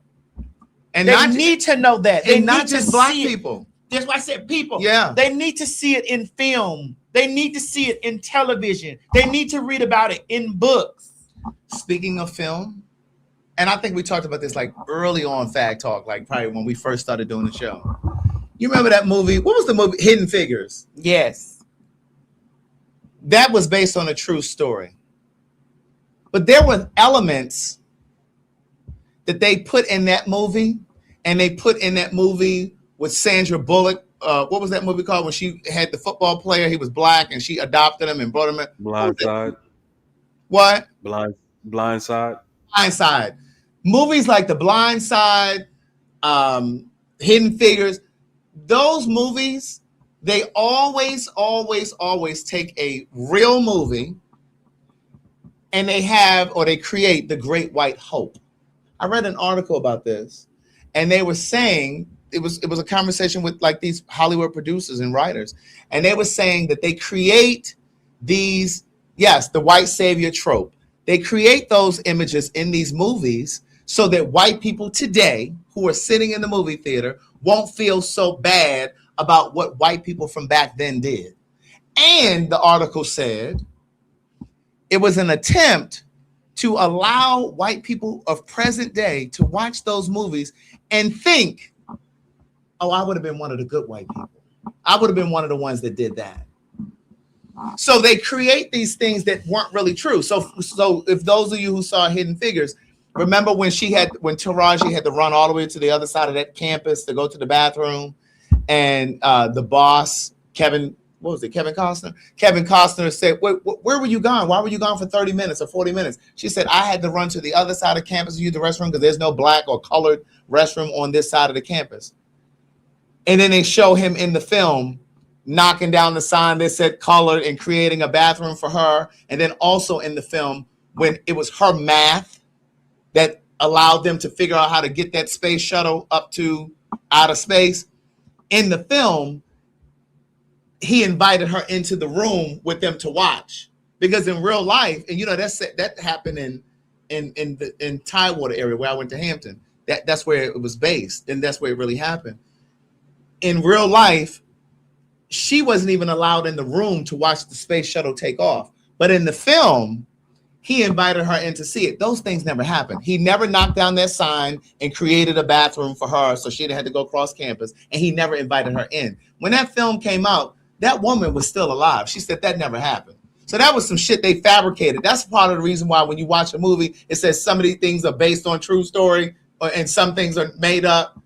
Child, good night. Now, the movie that Tyler Perry, our good friend Tyler Perry made, that's your girlfriend. I don't think he speaks to me. The good movie he made about the 8. the 8. Wait, about the what? The 8. The what you call it? 8. The 88. What is it? The something 80. The what? Tyler did a movie recently. Yes, the 8. What is it called? What was really good. It was so good. It was so good. Somebody help her because I can't help her because I don't watch this stuff. What is it? Yeah, I'm not sure the name of the movie. This. Oh, you don't watch it either? Stop this. It was really good. What's the 8? What Crazy 88? Somebody said in the comments. With Kerry Washington. What was it called? The 688. What is that? That's about the black women who got the mail out. Oh, right. Yeah, right. That was so good. What? See, I didn't watch it. It was good, Craig. You should watch it. Really? I mean, skip some of the stuff. You might skip some things. Listen, stop this. You will stop this. You will stop. I want to know if he had any real researchers over there to make sure that he had the women. He had the people. No, but I'm just saying. I wanted to know if he really had any real research over there to make sure that the story is true and accurate. Stop this now. I'm just wondering, you know what I'm saying? Because he get real loose with that hand over there. Craig, you will stop this, and he get real loose with that hand over there. I'm talking about when he be writing, though. I'm not talking about. Don't do that. I'm not talking about that. This, and you will stop this now. I'm just wondering, so because Medea get the writing shit and fabricating shit that ain't really happen. Listen, you will stop this. You will stop. Fuck me, Mabel. But bitch, you will stop this. You will stop this now. It was a really good movie. Yeah. It was about the women. So in other words, the male would have never. Because was it yes? Was it World War I or II or Vietnam or something? One of the World War something. Yeah. Craig, I really need you to stop this, take a moment and do and watch it. It was really good. Is there another version of this film by someone else, perhaps? No, I wouldn't be right by someone else. Fuck, because you see a real plane flying in the sky. In that time. Fuck that.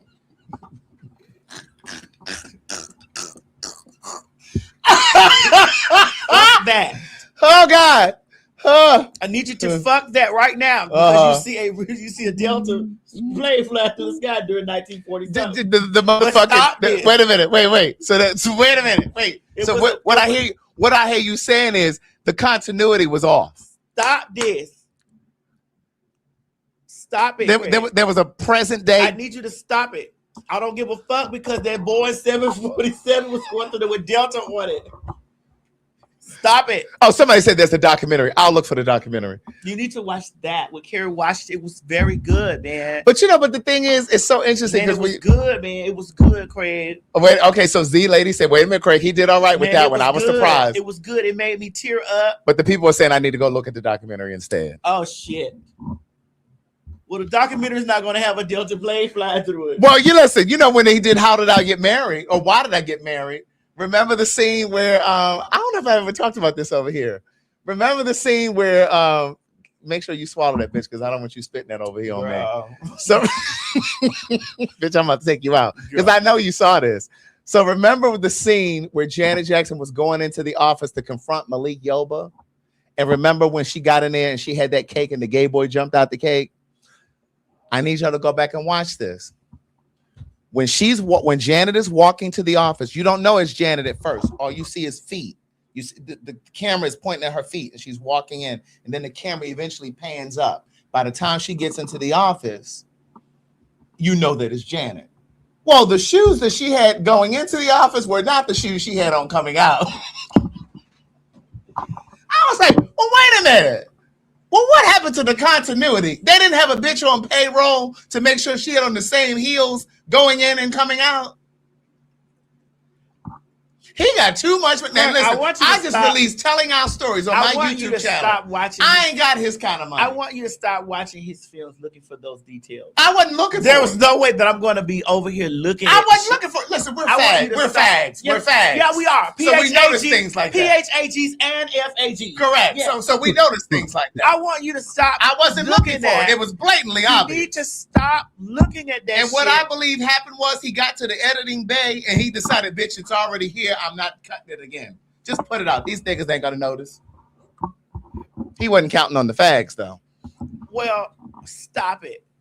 I need you to watch the 6 Triple. I'm gonna look at the documentary. No, Craig, watch the movie. It was really good. And I'm telling you now, there is a boy. Did you ever go over to the old lady gang?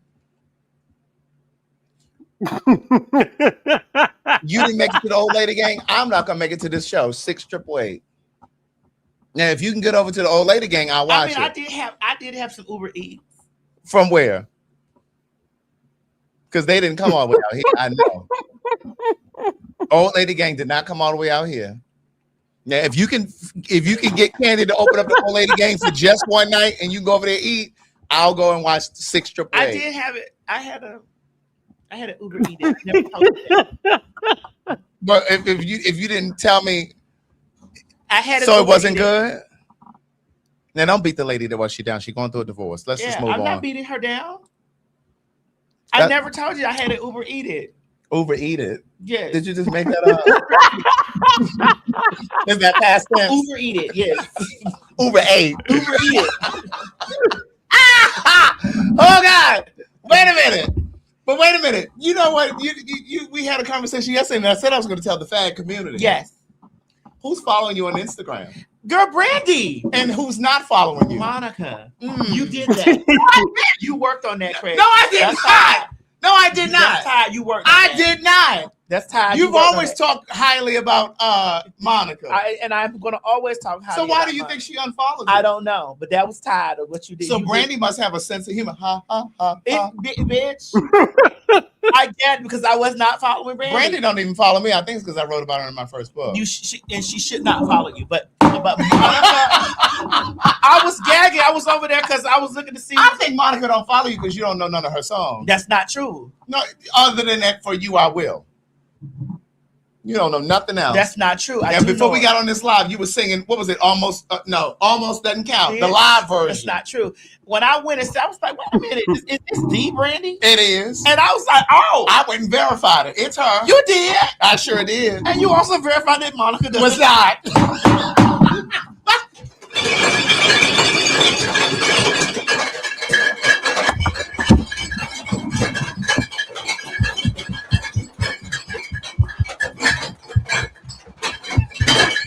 Monica on the line. Hello? Sis. Ask her why she don't follow Sis, you. what's tea? Sis. Sis, it was Craig. It was not me. Sis. Sis, please. Sis, stop this. What? Sis, stop this. Sis. Stop this. Stop this. Oh God. Sis, please. Oh God. It was Greg. It was not me. Come on back. Come on Stop back. this. Oh God. I'm just going to text her. That's all. Text her. I'll text you. Bro.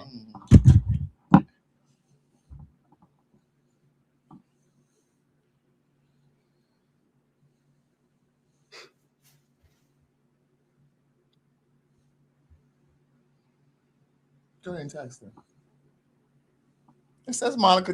You better text her or I'm going to text her. Don't do that.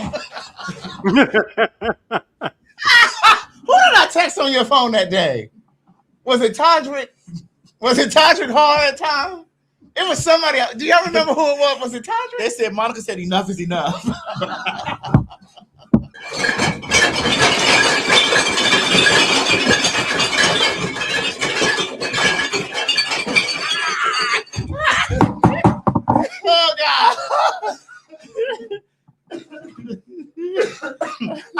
Tandra called that time? Oh, I left a voice note. Girl, stop this. I sent him a voice note. Oh my God. That was early Fag Talk. Girl, you guys, I be having these people that was in stuff in my phone. Girl. It's because. Does she have an iPhone? Does Monica have an iPhone? Or is it an Android? I don't know. Because that message came up green. She may have blocked you. Could be. She looks like an iPhone kind of girl. I think she blocked you. It could be. You did that, though. You worked incessantly to do that. No, I did not. You worked incessantly. Yes, and then Tandra called back. We won the live. That's right. Oh, my God. That is too funny. But that was tired, Craig. I don't understand why you did that. And what did I do? You just did that, girl. That was tired. But it's okay. What did I do? I still love Monica to the floor. You've always said that. And I live for Brandy. I do live for Brandy. I know you do. It was those people taking pieces of that shit. She was like, let me go follow this bitch and see what she really be saying. Mm-hmm. Because people will take pieces of what we say. People will take pieces of the shit that we say. And then they'll make it like I said, that, like they tried to say, like I was reading Whitney. And those people that follow me know that I love Whitney's motherfucking goddamn old shoes, bitch. Right. When they were talking about when we were saying because they took we it out. We didn't really go for her for the fashion. Because that's not what I'm never showing up for what Whitney had on. Yeah. Nobody. I'm never showing up for what she had on. I'm going because bitch, I know that she's gonna clear it out. She's gonna open up that throat. Oh, she's gonna clear it out, bitch. I'm not going there for the wig. For the attire, bitch. I'm not going there for any of that. She will clear it out. Yeah. Nashville, get y'all tickets. Run it, Mo. We're coming on the 27th of January. Run it, Mo. I just want to let you girls know that it's a new day. Bitch, I said it. And that's exactly what I meant. This is my house. It's she, hers, and hers.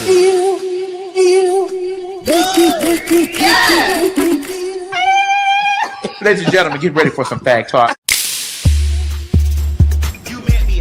St. Louis, Missouri. St. Louis, Missouri. Honey, goddammit, the Fags are on their way back to St. Louis on January the 29th. 2026. Honey, run down there to www.fagtalk.com to get your tickets, honey. Because me and the faggy himself, Craig, the writer Stewart, oh my God, will be invading the city of St. Louis. Tell him, Craig. Well, wouldn't you know it, the Fags are back in the Lou. That's right, St. Louis. We are coming with Fag Talk. Now is the time to go over to www.fagtalk.com and secure your tickets because it will be another sold out show. And don't tell us that you didn't know we were coming because we're telling you now. www.fagtalk.com. See you there.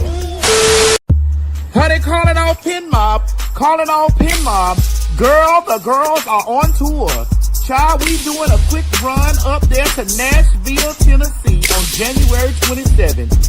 That's right, hoes. Get your tickets at www.fagtalk.com, honey, for Nashville, Tennessee on January the 27th, 2026. Girl, we told y'all we was coming to a city near you and you better grab your tickets, girl. So come on and get your tickets at www.fagtalk.com. If you don't believe me, ask the faggots. Tell them, Craig. Well, Nashville, looks like you're going to be first after all. That's right. You're the first show of the new year. January 27th at the City Winery. Get your tickets today. www.fagtalk.com. And come see me and the trainee.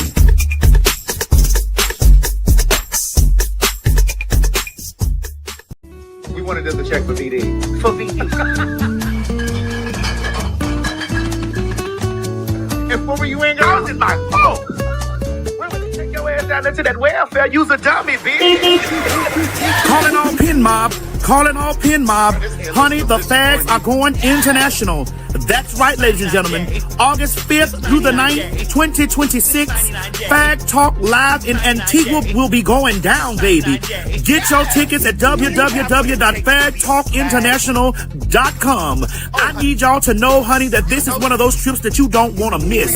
That's right, ladies and gentlemen. We are going on an all-inclusive resort and spa situation, bitch, at the Royalton, honey, down there in Antigua. I'm not too sure where Antigua is, but the Pin Mob, we're going to Antigua. Make sure you have your passport, make sure it's up to date, and be sure to get the travel insurance just in case something happens, because life happens. The spots are moving quickly. Do not wait until the last minute.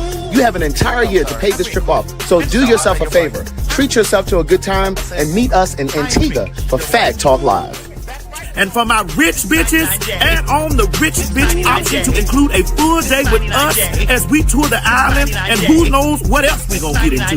God damn it, don't meet me down there to the ticket place. Beat me at the ticket place. That's right, girls. Honey, meet us down there to www.fagtalkinternational.com, honey. Low deposit and payment plans are available. Dating guys is complex. When I did date women, there was an understanding that It's back, bigger and better. It's been a while. It's been a long time. Still. Telling our stories, black, gay, and aging. I feel like with us, sometimes we use dating as a way to not commit. You've asked for it, and we're back. We jump into these relationships or situationships without still figuring out what we need to figure out for ourselves first, and we end up damaging people along the way.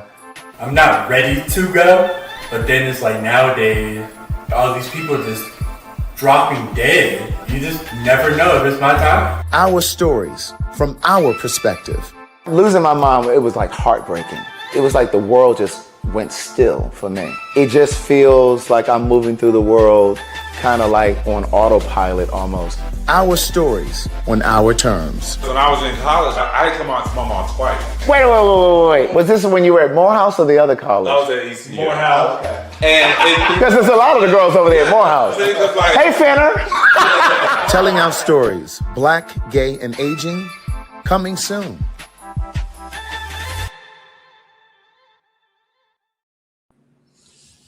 Bitch, I'm hungry. Me too. But I'm having a New Year's. You having company tonight? Yes, girl. You ain't had company yet. It's a New Year. I have not had anything in my house. Anything come for me? Nothing has come for me in the house. Anything come for me? Not yet. Mo, what's you snickering for? You hear him over there snickering? Anything come for me? You can to go to Antigua, just log on to fagtalkinternational.com. Oh, I need to call Legra because we talking. She's supposed to be releasing the Costa Rica date. That's right. Let me call Legra. I was over Legra house today. Let me call Legra. Or you can go to fagtalk.com. Everything that we do is listed on fagtalk.com. But if you want to go directly to fagtalkinternational.com, you can. Because I need to understand what's going on. Hey, what's going on? Hey, what's going on? They say Movematic Trade come through tonight. Yeah. Honey, this 2026. 2 plus 6 is 8. Hello? Hello. Hey, Legra, we live right now, girl. And the people is on here asking what's going on with Costa Rica. Tell the people to wait. You know it's the holidays. They ain't getting back to me fast enough with all the answers I need. Oh, that's right. That's right. So what you got to tell them about Antigua? Is Antigua done? What's going on? What do you mean, is it done? It's just, I mean, they can still book, but it would have to be double occupancy rooms. We don't have any singles. Yeah. But they can still book if they still want to go to Antigua. So get your friend, get your roommate, get your boyfriend or somebody's husband, girlfriend, somebody you're dating, and you can come to Antigua. But there are no more singles in Antigua. The singles are sold out. But come on down there. Sold out. Get you a friend. Find you a friend and come on down there. So that's all you got to say about Antigua, Legra? That's all I got to say. It's still there. It's still waiting on y'all. Y'all come on. And you can go to the website and book your travel. PagTawk, was it PagTawkinternational.com? That's right. Legra, somebody said why my bungalow got refunded. Were they behind on their payments? Oh. Or if they picked the bungalow was the overwater villas. Yeah, they didn't have any available for me to book.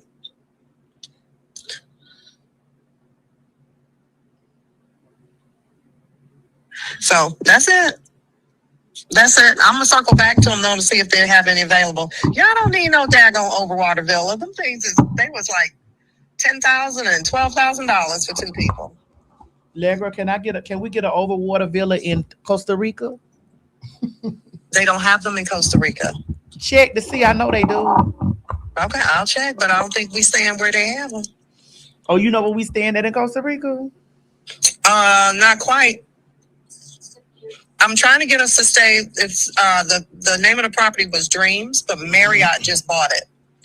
So they shut it down while they're renovating it, but it's going to be the new hot property there. And I'm trying to wait and see. Well, I got a couple options already, but I really want that one. Well, I'm trying to wait and see when they're going to release it. Can you see if they got a bungalow in there? Let me see what they got. I don't know what they're going to have. Let me see what they got. But I should have it for you hopefully within the next week. I'm just waiting on the final answers. Okay, so we're gonna sounds good. So this means this sometime next week we're gonna be announcing Costa Rica. Yeah, be announcing that too. Look, I just want to say I had a wonderful time today at your women's brunch. Oh, thank you so much for coming. And I really wish that we add this to the rich bitch package because the way we healed and loved on each other in there, and you sent us gifts and we had good food. Wasn't that something? It was really good. Legra, you had catered? Oh, okay. I had it catered. Yes. Yeah. Yeah, I think that would be great for the rich bitch. Yeah, for the rich bitch. Where it'll be a little bit more intimate. I think if we did it for the whole group, it might be a lot. Yeah, we got to add that to the rich bitch package. That was amazing what we had. Mm-hmm. Would it be possible that we can do that at the rich bitch pack? Can we add it to the rich bitch package? I'll work that out. I'm talking about in Antigua. Yeah. I'll work out. You got a rich bitch package somewhere else? In Costa Rica. We're gonna have a rich bitch package in Costa Rica. Okay. All right. We'll have it. We can include it in both places. Okay. That's that was powerful today. Yeah. Loved it. Is it gonna be for feminine energy only? No. Okay. Hell. Everybody got some baggage. Yeah, we had healed today. Mm-hmm. They said stop trying to segregate your guests. I can do what I want at my house. No, they talking about on the trip. Yeah. They said, "Oh no, we're not doing that." You talking about in terms of having the rich bitch? Right. Oh, that's on y'all. That's on y'all. Get on them because I didn't think they should be segregating y'all. Get on them, y'all. Ain't nobody think about that. I want to spend the intimate Get time on with them, the y'all. intimate timers. Because it be stuff that we be want to talk about at the show. You know what I'm saying? We be want to talk about at the show that y'all be trying to pick y'all phone up and record and stuff like that. We going in this package, we gonna have to leave the phones at the door. Yeah. Okay. Everything ain't for social media. Yes. Okay, Legra. Okay, but I'll be back at y'all soon. Okay. All right. Back at y'all soon. Okay. And Craig, I got to hear about all that fabulousness. I know. I need to call you. He said that we need to do it. We need to do a fag talk South Africa. He said he stepped off the plane and they screamed, "Craig the fag." Baby, the faggies. Listen, the faggies in Africa. Hey y'all. Craig said he stepped off the plane and they was like, "Girl, Craig the fag." It was given. We live for fag talk. He thought they was fit to detain him over there because this gay not allowed over there. He thought he was getting detained. It was getting very much. What are you doing here? Is this really you? We love fag talk. Oh, yeah. Hey, well, I love it. Yeah, but listen, we got to do these 2 places, and then next year the girls got to have their money all the way up. Right. Because that South Africa trip wasn't cheap. Craig came home with blue diamonds, bitch. Anyway, Legra. Bye, y'all. Bye, girl. Bye, Legra.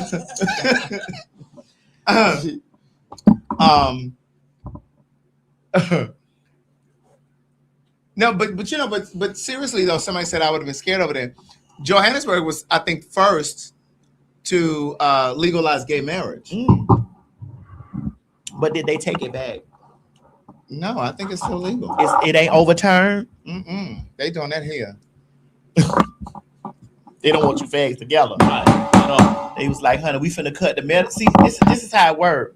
One of you gonna be able to qualify for the health care. And if we let you two fags get together, or you two rug rampants get together, what's gonna happen is we're gonna be able to cure y'all from something. We want all y'all to die. Right. Yeah, it's illegal in Ghana and Nigeria. Yeah. Oh, Mo, how dare your people do this to us when we are descendants from them? We are descendants of Nigeria. We're what? Descendants. We are descendants. How dare you? How dare I? I'm not even over there. Mo, get the prime minister on the phone right now. Girl, South Africa is giving Johannesburg is giving very much Midtown Atlanta.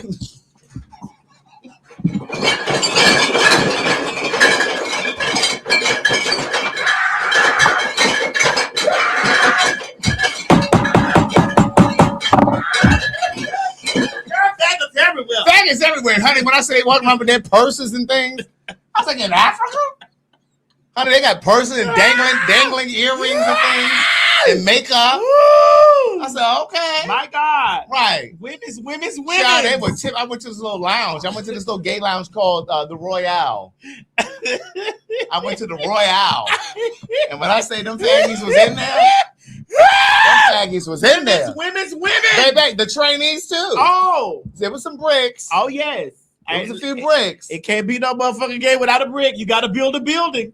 Yes, ma'am. You got to have something to house the building, bitch. Baby.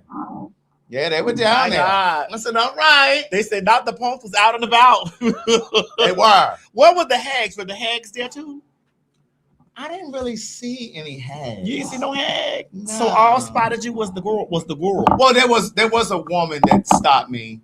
But I don't know if she was a hag or she was a dyke. It wasn't no hag. I don't know. This one came over. I was sitting at the bar. Girl, where all the flies done went at? You know the fruit flies used to be real rampant, but now they done turned into this. Play the tape, Mo. Play the tape. Hold on, let me get this. In the store. Where's all the fruit flies?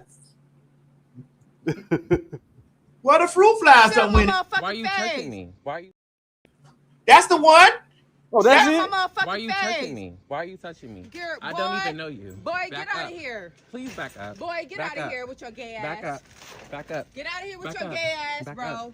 Back up. Get out of here with your Back gay up. ass, bro. I don't know you. Get out of here. I don't know you I either. don't know you. So What's why up? are you up on me like that? What's up? Why are you up on me What's like that? up? What's up, gay boy? Please back up. What's up? Please back What up. you gonna do? I don't even know What how you people gonna started attacking do? me for no reason. Nah, this I don't nigga need even to know crop you. that shit up. I don't know you. I'm sick of this I gay don't know ass. you. I don't know Sick you. of this gay ass shit, I don't bro. know you. Just I came in this store. Nah, minding my fuck that business. I shit. don't know her. I'm Go, gonna record for my get crew. going. I have a government job that I'm not I trying don't to give a lose. fuck about that The government fuck? job. You need to not have no shit. No, just go. I don't Gay even ass know shit. her. I don't know her. This And gay she's ass still shit. trying to attack me. I'm about to call the police on you. bro. I want you to back Hold up. the fuck please. Fuck a Christmas. Come on. Fuck a Christmas. I'm sick Girl. of this gay ass shit, bro. Like, you need to cover that shit up, bro. I don't even know her. I don't even know her. I don't even know her. I'm about to check on my damn groceries. I don't even know her. Like, for real. Get away from me. Why are you still following me? Get away from us. Please, why are you still following me? Get out of Why are you here. still following me? With your And it's gay okay. ass. I'm about to call the police You on need to you. put some No, I'm fucking about to clothes call- on, Bitch, I bitch. have on clothes. Bitch, no, you the back fuck you up. don't. Get away from me. What Why you are gonna do? why are What you so gonna do? Why are you so What you gonna close do to me? here, man? Why are I'm you sorry, so man. close? No, he ain't no for man. real. This a bitch. Please back up. This a Please bitch. back up. This I'm a begging you bitch. to back up. What I'm you begging gonna you do? to get away from What me. you gonna I'm do? begging You you can't to hit get- me. Please. Don't touch me, nigga, with your gay ass. Come on. Don't touch me. I really want you to back What's up. up? Don't touch me with your gay I really ass. want you to back up. Don't touch me with your.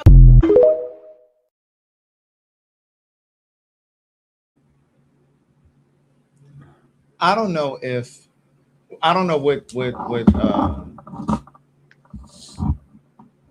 What happened to all the fruit flies, Chris? I don't know what motivated her to just. Well, we saw that boy's ass. You didn't see it? Oh, I did. Oh, you saw that? Absolutely. I went to his Instagram page. You saw that? Yeah, I went to his Instagram page. You looked at all that ass? I did. That was a lot of ass. It was.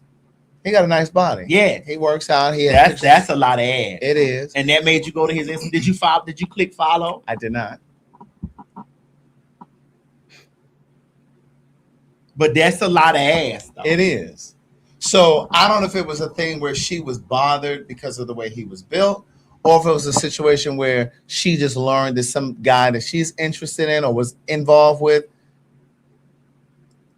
turned out to be gay or DL. I don't know what motivated her to do that. I don't know. But again, going back to what I said a moment ago, if we could all come together as a community, we would be unstoppable. But I'd have beat her ass. I would have whipped her ass in that cereal aisle. I'm sorry. Listen, I don't get into the thing, but I'd have whooped her motherfucking ass. I don't get into men putting their hands on women, but she actually came after him. She was interrogating him. I would have put my hands on her. She'd have figured out which one of them balls. She'd have figured out which ingredient was I would have tore her ass up in that aisle. And here's the gag. Nah, here's what the gag is. The gag is, had he defended himself against her, yes. They wouldn't have seen it no other way. They wouldn't have seen it no other way. They would have tore him up. They would have said, "Oh, that'll make no sense to the band." But the times we living in now, you got to go for what you know. That's right. Because it's either you or them, and it's gonna always be motherfucking them, and that's not right. me. If he had put his hands on that girl, he definitely would have gotten backlash.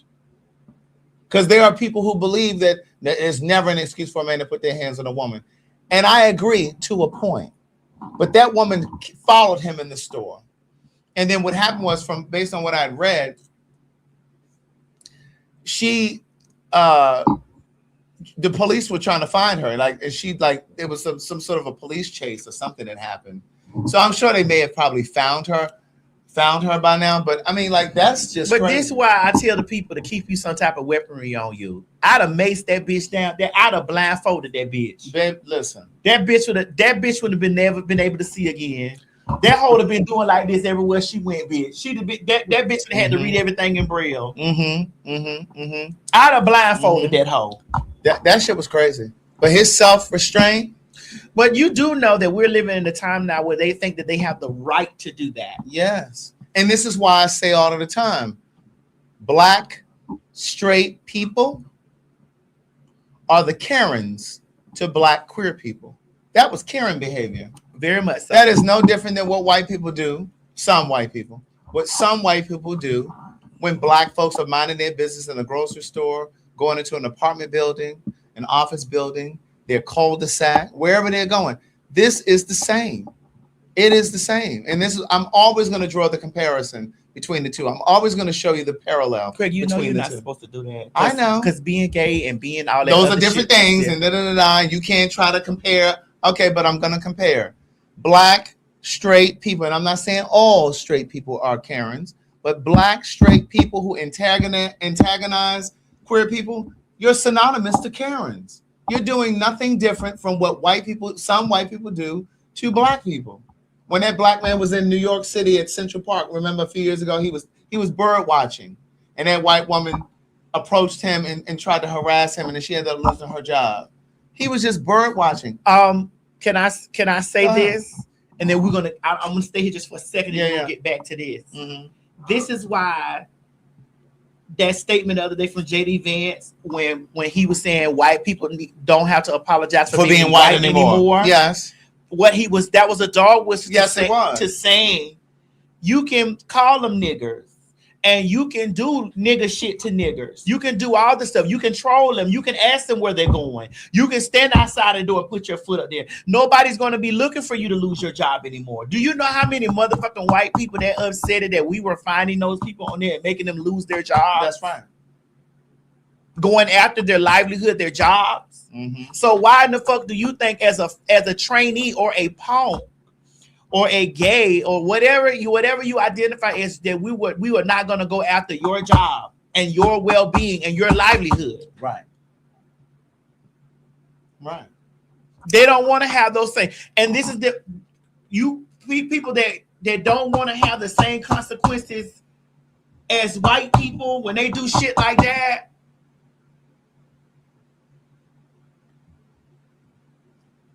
We should be able to do that shit to the color folks that do that. That's shit. right. They said she lost her job. She should have. She should have. Because again, if he had beat that girl's ass in that aisle, there would have been a segment of the population that would have been angry with him. It's not right to let a motherfucker pound on you. It's not right. And then going back to what we had talked about a moment ago with Megyn Kelly, where she said, what'd she say about white people shouldn't have to apologize? What'd she say? She said that white kids shouldn't have to be taught about things that or held accountable for things that happened with some shit. Right. Okay, that's what it was. She was saying that white people shouldn't have to feel bad about, I'm paraphrasing, feel bad about some shit that they had nothing to do with, something that happened. But you're benefiting from it. You're benefiting from it. And here's the example that I would like to give white people who believe that and feel the same way. You and I both moved into homes that someone previously occupied. Yes. Right? Mm-hmm. When you move into a home that someone else occupied before you, you inherit any problem that comes in that house. Correct. So the same is true with white people. You've inherited what your forefathers left you. You benefit from the shit that they stole. Henrietta Lacks, Jack Daniels, and everything else. You benefit from the shit that they stole. You have a trust fund, because your great-great-grandmother or great-grandfather left you money that he stole, or money that he benefited from slavery, or stepping over someone black. So the fact that you're able to benefit from that, yes, we do need to remind you. Yes. And yes, you do need to understand why you have the shit that you have, because a lot of you did not earn that shit. This is why I've never really marveled white wealth. And then I've never marveled over it. And then you screaming out shit like apologizing when it's just like, girl, Miss Mamas, things were put in place because your people did this stuff. Exactly. Do you not understand we could not come in through the front door? Do you not understand that we couldn't work there because? Do you not understand we couldn't drink that? Do you know that we couldn't walk? We couldn't even look at y'all. Like, are you fucking crazy? Couldn't even look. Listen, once upon a time, you couldn't even look white people in the eye. If you were walking down the street, you were supposed to turn your eye. You were supposed to look away. You could not look them in the eye. That's the kind of crazy shit that was going on. And that shit pisses me off when they say like, "Oh, well, this stuff wasn't this bad." Like, no, bitch, it was that bad. It was that. It was horrible. I remember my grandfather. Like, this is why I don't play that bullshit. My grandfather used to do, and my grandfather died at 80 something. Mm-hmm. And this was Mary's, my mama dad. And and my grandfather would be like, well, it was just like, yes, ma'am, yes, ma'am. I'm like, no, bitch. But it was this is what he experienced. Yes, he grew up from a certain. It was he got to watch that shit change. He had the opportunity to watch it change, but he grew up. Yes, sir. So he was conditioned. Yes, conditioned. He was conditioned. I'm like, I'm not saying none of that motherfucking shit. Right. It's so interesting that you say that because, like I said, when I was in Africa, I had these kinds of conversations with different generations. There was a guy who was our tour guide who took us to like the safari that we did, everything that we did. There was a gentleman, he was probably like 60s, right? And as I said a moment ago, apartheid ended in 94. So that was only, 31 years ago? Girl, we're almost 50. Right. So that was 30. I was graduating high school. We're almost 50. There were things that we watched and saw. Correct. Now, we didn't get the excruciating part of it, right. But we definitely got parts. I told the residuals when I was on, and when they were trying to call me racist on Reddit, because I was talking about my first experience when we were talking about the call center and this or whatever. I'm from Miami. When I watched Miami go from all us niggas in here to Spanish, which I don't have an issue with that. Yeah. But don't come over there and try to push other people and out. Then say I don't speak it because you don't want to communicate. You don't want to talk to your neighbor. You don't want to have these conversations with your neighbor. So don't go to telling me no, I don't speaking. I don't no speaking. Because you don't want to, and then they got mad at me because I said, "Well, why don't we both have to have a translator?" Right. Why do I just have to have the translator? When you know, and they said, well, Madison, what you're saying is you're sounding like MAGA people when they was like, well, they were here first. No, I'm not saying I was here first. I was like, I want to coexist, but let's coexist. Right. Don't just put the translator on me and you don't have one. Right. And you've been here all of these years and you haven't even made the effort to learn English? Now, I do believe that we as American people need to speak more, absolutely, than one language. I do believe that. I am for absolutely us getting the knowledge to speak more than one language, to speak more than English. So here's what I said. Remember when I went to France? I said this when I went to France. This is the first time I really had that revelation. And I had that same revelation when I went to Africa. Like I said a moment ago, they're speaking 11 languages. Yes. When I went to France, there were people there who spoke 4 and 5 different languages, because when you think about Europe, Europe is situated like the United States, how we have states lined up next to each other. In Europe, they got countries lined up next to each other. So you're in Paris today, bitch. Tomorrow you could be in London. The next day you could be in Amsterdam. Girl, the train will run over there. That's right. Yeah. So my point is, they know a lot of different languages because they're integrating with a lot of different people. Yes. What I said when I went to France, and it came back to me when I was in Africa. Part of the reason that we don't know any language other than English is because white people didn't think it was important for us to know it, bitch. They decided the curricula. English was the only thing they cared about. They were so arrogant to think, well, no, we just need to know English and they need to learn our language. But when you go to these other countries, they are learning other languages. They are learning other languages. But what I was going to say a moment ago about Africa, it was something that we were just saying right there, and I was going to tie it into something. It'll have to come back to me because I forgot it that quick. Did I cut you off? I didn't mean to. No, I know, but we were flowing. But it was something we were saying. It'll come back to me in a second. But the bottom line is they know multiple languages, and we don't. We know English, but if it was required, if it was necessary for us to, if they had the insight or the foresight or less arrogance to say, you know what, we need to also learn Spanish, we would also be speaking Spanish and English. Yes, which I don't mind. Right. I want to be multicultural, multilingual. Right, I want to be that, you know, porque yo hablo español también un poquito. Right. You know, I would love to know another language. Pero, yes. It's important. It's impressive. Oh, I was saying the driver. Thank you very much. Thank you.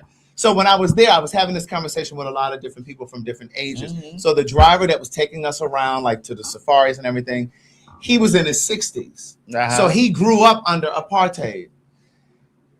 I asked him, I said, well, why do you think white people have the majority of the land? And it was very much like you were saying about your grandfather.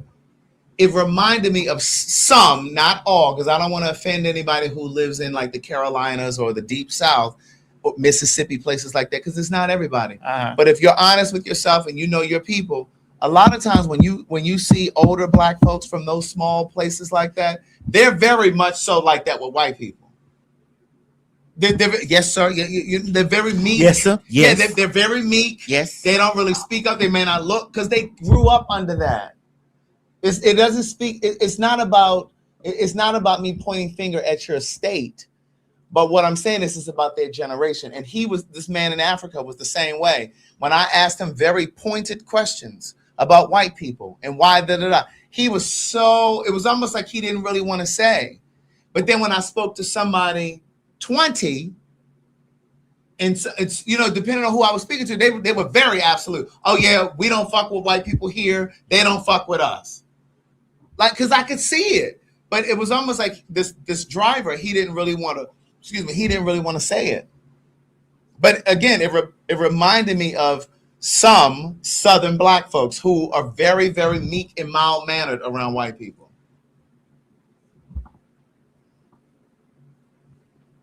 ¿Por qué? ¿Por qué? Girl, what we did. Well, wait. Let me not move too fast. Wait, let me stay right because you still want to be right here. A little bit, just a tad. Okay, go ahead. Just a tad. ¿Por qué? ¿Por qué? Yes, Sister Craft, 60 and up. It's kind of like that. It's like certain generations. But Craig, that's like only 12 years ahead of us, or 11. Yeah. What the fuck? Yeah, and depending on where you grew up, you know what I'm saying? My mom dated this guy. He was from the Carolinas. I think he was older than my mom, but he was from like North Carolina, I think it was. Mm.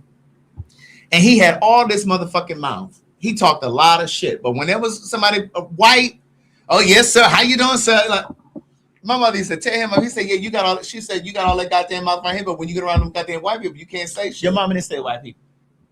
Your mama didn't say that. Well, she may have said crackers. She said crackers. She may have said That's crackers. what she said. She may have said I know what she said. She may have said crackers. I know what she said because the vitriol, the way you held that thing up, listen, you know that she didn't say. Right, she said when you get around the motherfucking crackers, what you said. You ain't got nothing to say. That's what she said. Right.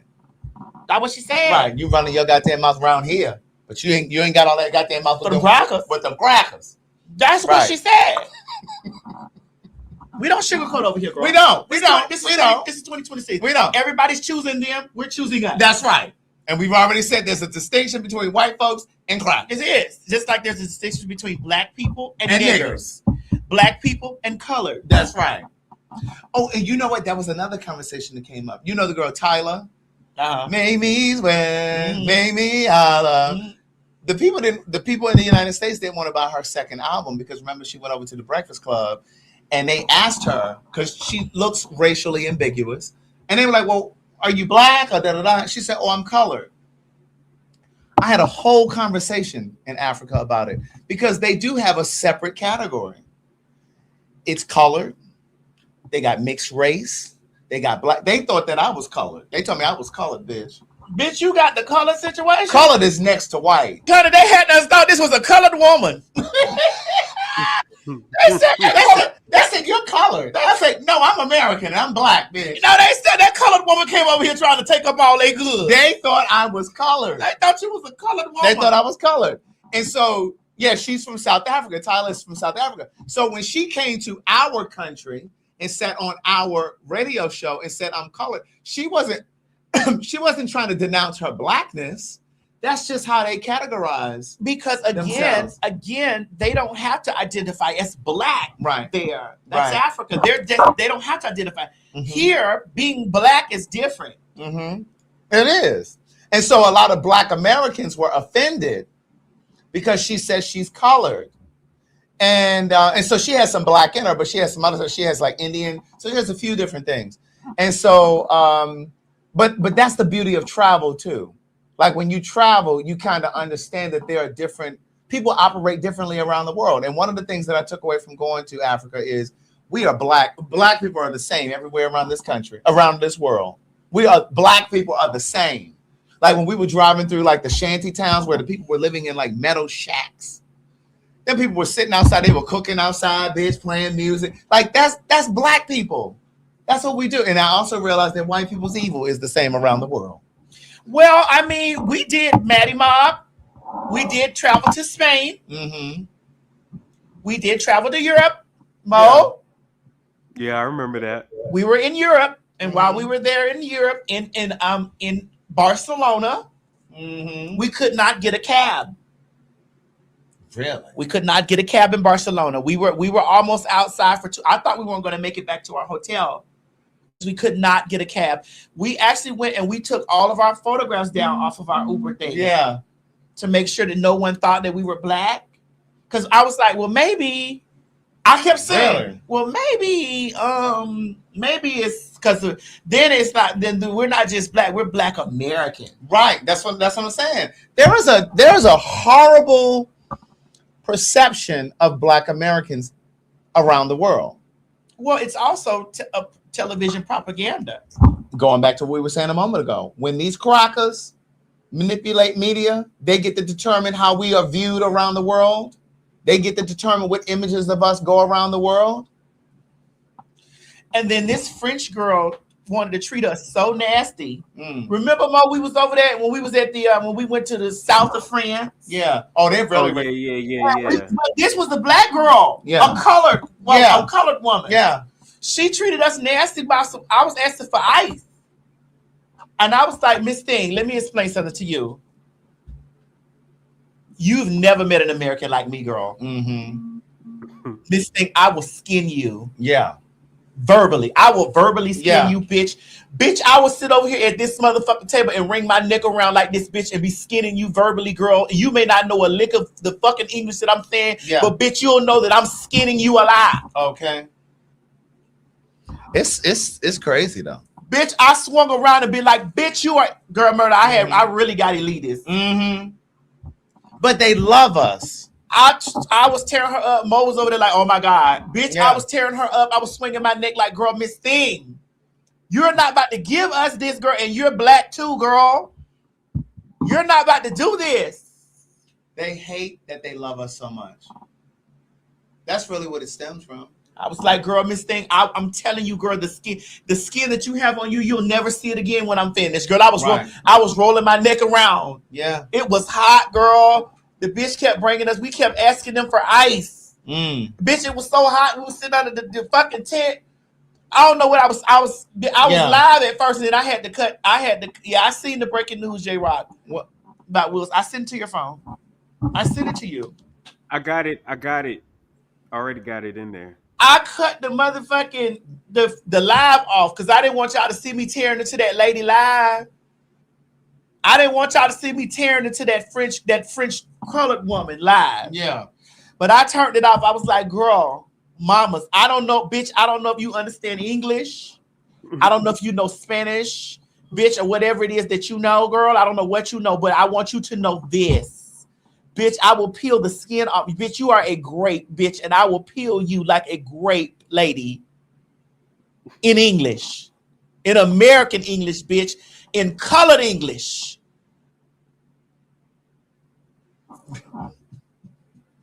Mo was trying to escape. We were trying to get back on that bus. They were trying to escape to get back on it because I was digging. I was into her. I was at her because it was just like, girl, what's going on? She kept coming by there, and then she had like this really nasty. We could not figure out the attitude. She did have a bad attitude. We couldn't figure the attitude out. It was just like, you know how on Color Purple when they were like, "Yeah, you gonna buy something, gal?" Right. I was like, girl, what? I'm like, Mama, what's going on? Yeah. You know, because even like in Africa, like. But I wasn't surprised about Barcelona though. I wasn't surprised about. Listen, Barcelona. I was like, well, Mo African, so they may think he's from here because you know those Africans really, really be over there in, you know. So I was like, well, Mo, go over there and get us a cab. Go over there and get us a cab. You know, they pulled up on the side of Mo and looked down there, and then they looked back. A whole group of black. They saw us over there. They was like, "No God," because we definitely stand out. They know that we're not African, or they know we're not, you know, from whatever country. But Craig, it happened in Barcelona, right? It happened in it happened in Barcelona. It happened in France because we was in France too. Yeah. It happened the south of France though. Yeah. So it happened. That's where the most racism happened. It happened there. It happened in Barcelona, and it happened in did we get that in Italy? No, we didn't get that in Italy. Italy and Ibiza was cool. Ibiza was okay. Yeah. It was okay. But Barcelona, when I got in the car and I started talking to that man in Spanish, and he was like, he spit around like that. He was like, I was like, yes. I want you to know, yes. I may not be fluent, right? But I know enough. I know enough to bust you in the head with one of these cans, bitch. That part. Okay. I know that's right. Yes, but Craig, have you ever been to Barcelona? No, I haven't been to Spain. I have not been to Spain yet. Girl, that food was it good? It wasn't. Nah, she didn't eat. She didn't eat in It Spain. wasn't good. The food in Africa was amazing. Really? Did you have fufu? No, I didn't have any fufu. You didn't have any fufu? But bitch, the food was good. Did you have any jollof? Not every place has fufu, Maddie. You did have jollof. I did have jollof. So it's the first night that I got to Cape Town. So you mean to tell me they had jollof and no fufu? Well, they may have had fufu. So my question is, why would they have jollof and no fufu? They may have had fufu. I just didn't have it. What is it? Do you have something against fufu? No, I don't have anything against it. You know it's pounded yam. Really, Maddie? Mo, what happened? I can't hear what you. Mo, you said something. I had me. I had like a porridge that was made out of yams. Mo, what you said? You heard me. What did he say? I couldn't hear him. What'd you say? You couldn't hear me? No. I said, I was like, really? So that's the only food you know is fufu and jollof rice? Did they have jollof? You had jollof there? I had jollof rice. Oh, yes. That's all Didn't they have jollof? Yeah, I had that. Okay. It was good. It was cheap. And you had girl, listen, Craig had read them down. Craig said, girl, we'll go over there with $10,000, girl, it will be coined out. Bitch. I said, Craig, I'm gonna go withdraw $10,000 of Margaret and get on the next plane out of here. Bitch, you think we rich here, bitch? Bitch. We filthy down there. So my question bitch, I had devastated this store. Girl, what happened, girl? Bitch, I had went to this store and I had bought. Let me say something. I bought so much. I had to buy 2 bags to bring my shit back. I bought lamps for the house. I bought 3 lamps. I bought these earrings. I bought $2, girl. Bitch. I bought a runner for my kitchen. I bought drinking glasses. I bought so much shit in Africa. And so when I was in the store, the people like, sir, come over here. You know, of course, I'm walking through their diamonds and shit going. I mean, they didn't know what it was. Oh, they knew. Oh, because the people were like, sir, because like we had like there was like a driver that we had. He was like, oh, you had a driver in Africa? They were like, be careful. Wait, like, excuse me, you had a driver? Yes. Had a personal driver in Africa? Yes. So did they watch this? You're considered poor if you make less than $1,500 a month. If you make between $1,500 and $3,000, you're low income. If you make between $3,000 and $4,500, you're stably paid. Between $4,500 and $6,000, you're what we call middle class. Between $6,000 and $9,000, you're comfortable. From $9,000 to $12,000, you're upper middle class. From $12,000 to $25,000, we can call you wealthy. From $25,000 to $80,000 a month, you're officially rich. Between $1 million and $2 million a year, you're a millionaire. Between $2 million and $30 million a year, you're a multimillionaire. From $30 million to $1 billion, you're ultra rich. Between $1 and $2 billion, you're a billionaire. And if you have more than $2 billion, you're a multi-billionaire. And now you tell me in the comments, which one are you? So, Greg, my question to you, when you took that $15,000 of that girl, did you transfer it to rubles? Bitch, I transferred it to rands. Rands? Yes. I knew it was an R. So. Yeah. Bitch. Really? Oh, I'm telling you, like, oh, it was given sir. Rubles? But no, but they was so they what's was 15,000 rands. Hey, Alexa, what is 15,000 rands in American dollars? Wait, no, Alexa, what is 15,000 American dollars? 15,000 South African rand equals about $907.12. No, that's not. No, right. Alexa, what is $15,000 in rands? 15,000 US dollars converts to about 248,036 South African rand. Bitch, you was rich down. Rich, bitch. Bitch, you was so coined. Coined. We could have went over there and bought 2 houses, girl. Let me say something to you. They had these. I said, bitch, I just spent that on my one house. But I could have bought 3 of these over here. Bitch, when I tell you, their shit over there was so opulent. And here's what I would say to you. I saw somebody in there say they're afraid to go visit around the country because of racism. Don't let that stop you. Don't let that stop you. My advice to you is go where the dollar goes furthest. Girl, my question is, girl, if they would have deported you there, would you have stayed? Girl, if they would have held you there. Well, bitch, I would have just been really, really, really, really, really rich. Oh, girl, what if they just shut your coins down over here? No, they couldn't have done that. What if they just shut your coins down over here, person? And girl, put a freeze tag on your shit, girl. Well, listen, I still had enough money to survive. I'm just letting know. Alexa, what is T.S. Madison's net worth? Right. I'm telling you, like, but my thing is like, go. T.S. Madison's net worth is estimated at $2 million.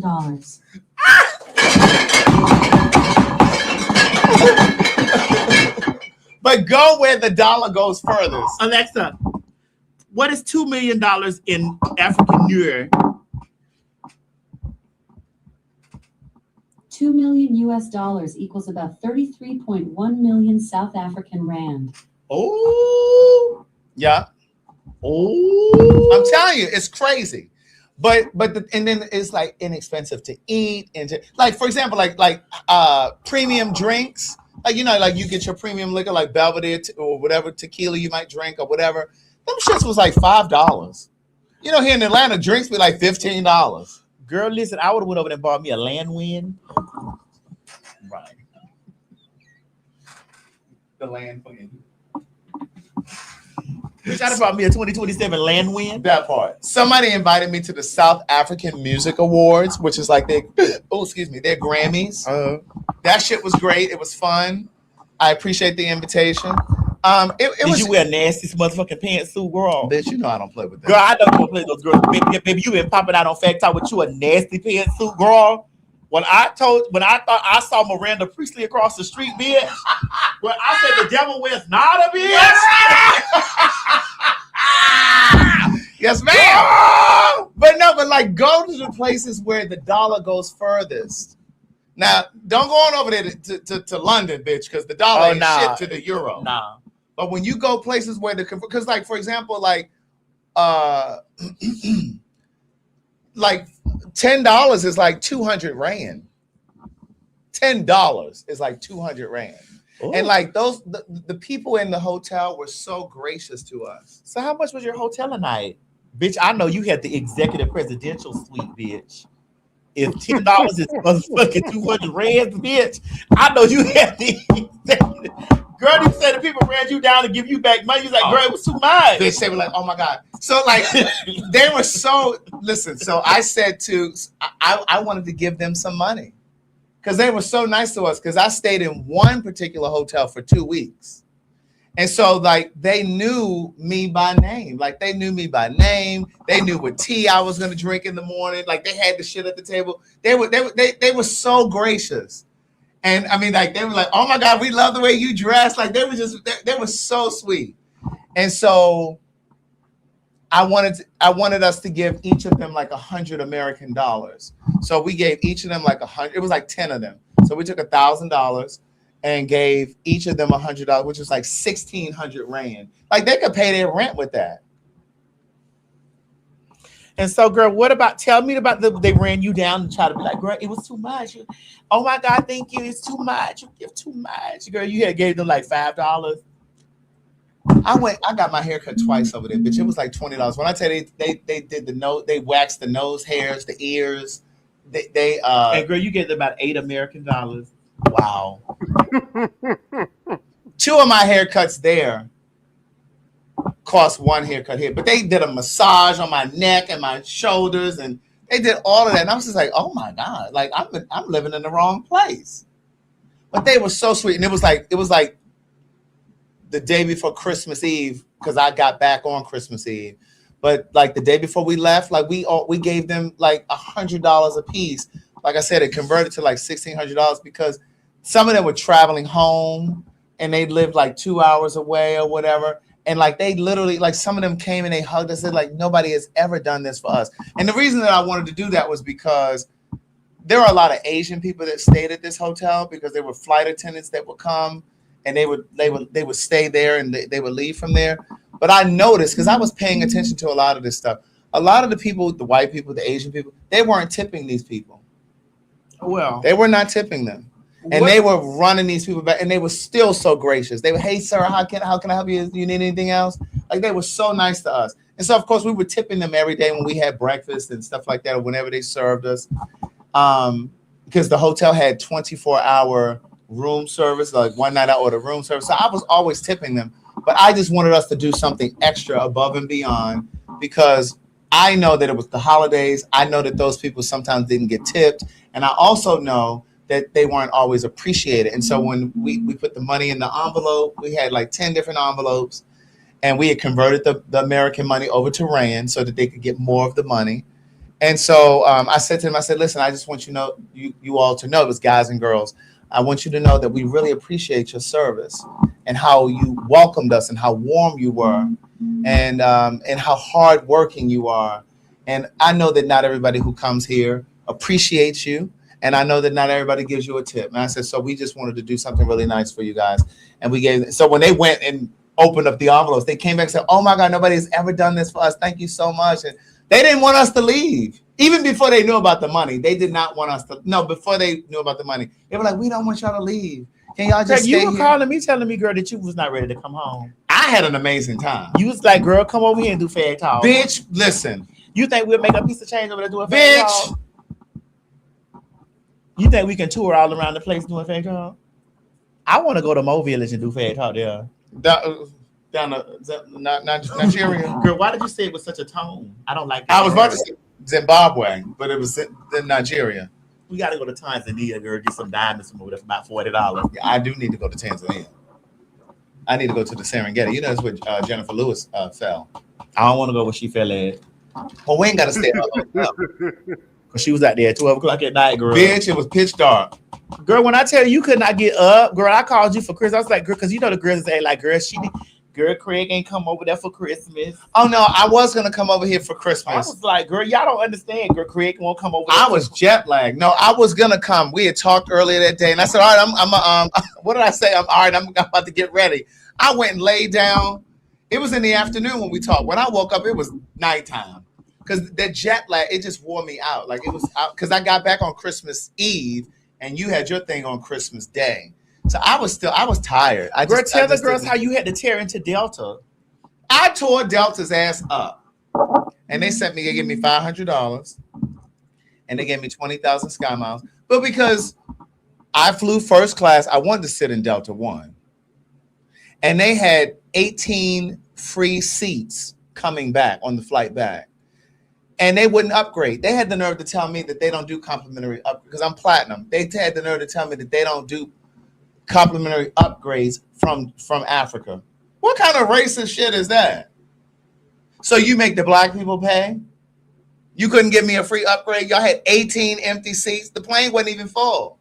The plane itself wasn't full. And then on top of that, they didn't have a pescatarian meal. So my thing is, you didn't remove peanuts from your snack tray because people have peanut allergies, and you got kosher meals, you got halal meals, you got all this other shit. So you can eat no halal? No, bitch, because that ain't no guarantee that it's gonna be fish. And then a friend of mine, she was in Comfort Plus. Wait, why is your arm doing that? Well, because she was back there. Wait a minute, Mo. Wait, hold on. Why is your arm back there? Oh, she was in Comfort Plus. Wait, your arm is going too far. What? Hey, friend. This is where she was. Friend. She was back here. Friend. Really? She was back here in the Rosa Parks section of the plane. Friend, come right. She was back here in Comfort Plus. Friend.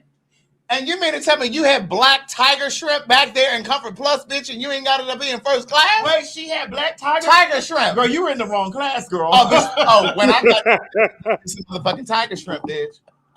I said, I'm going to need some tiger shrimp. They said, don't do Angela, girl.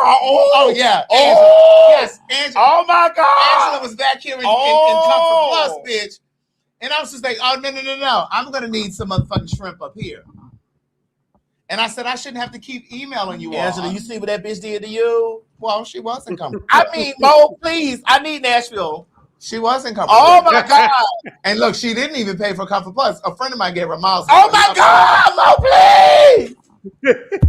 Honey, calling all Pin Mob. Calling all Pin Mob. Girl, the girls are on tour. Child, we doing a quick run up there to Nashville, Tennessee on January 27th.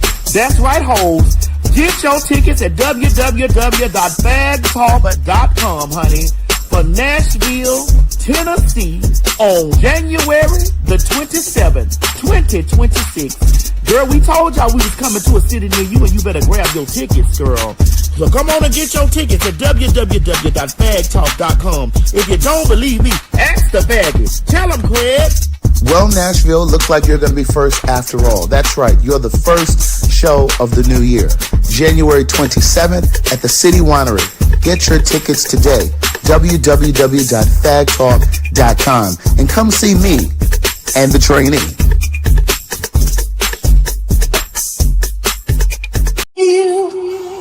I just want to let you girls know that it's a new day.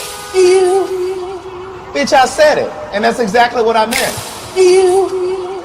This is my house. It's she, hers, and hers.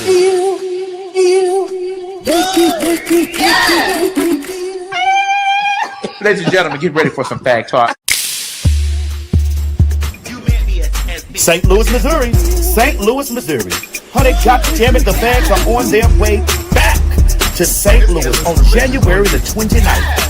2026. Honey, run down there to www.PagTawlk.com to get your tickets, honey. Because me and the faggy himself, Craig, the writer Stewart, oh my God, will be invading the city of St. Louis. Tell him, Craig. Well, wouldn't you know it, the fags are back in the loo. That's right, St. Louis. We are coming with Fag Talk. Now is the time to go over to www.PagTawlk.com and secure your tickets because it will be another sold out show. And don't tell us that you didn't know we were coming because we're telling you now. www.PagTawlk.com. See you there.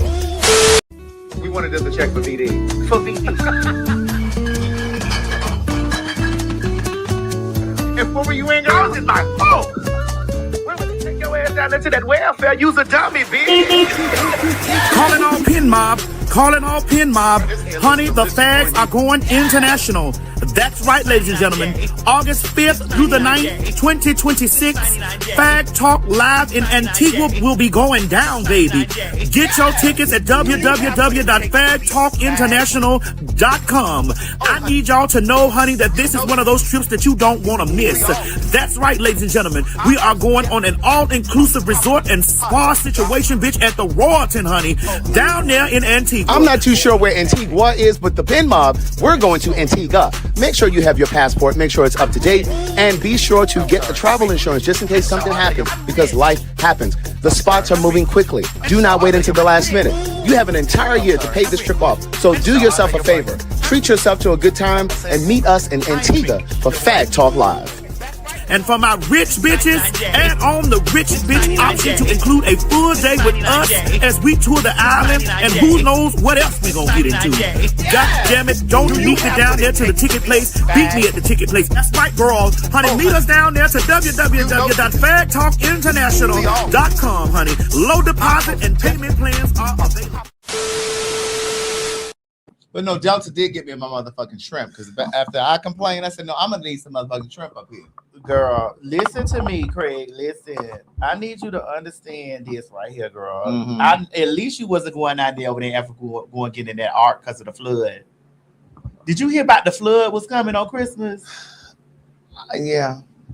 Mo, play your cousin for us, please. Oh well, that's the thing right there. But It's just like my thing is, but see, this is one of those things where people are just kind of hurted because they and my play the video. I just don't understand this. Ana matrese voice.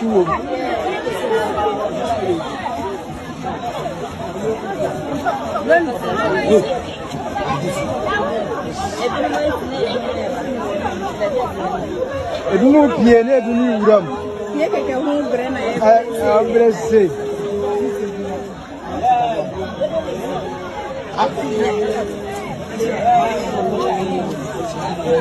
Groto mponie. Groto mponie.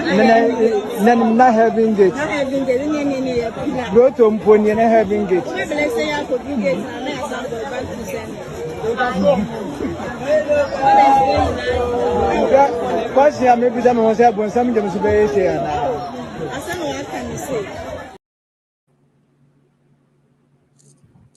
It's that religion got him, and you know he took the money and got bought $100,000 Mercedes over there. Bought $100,000 Mercedes. Mo, do we got to follow up to that? That's crazy. They arrested him? He got arrested. The Ghanaian police arrested him.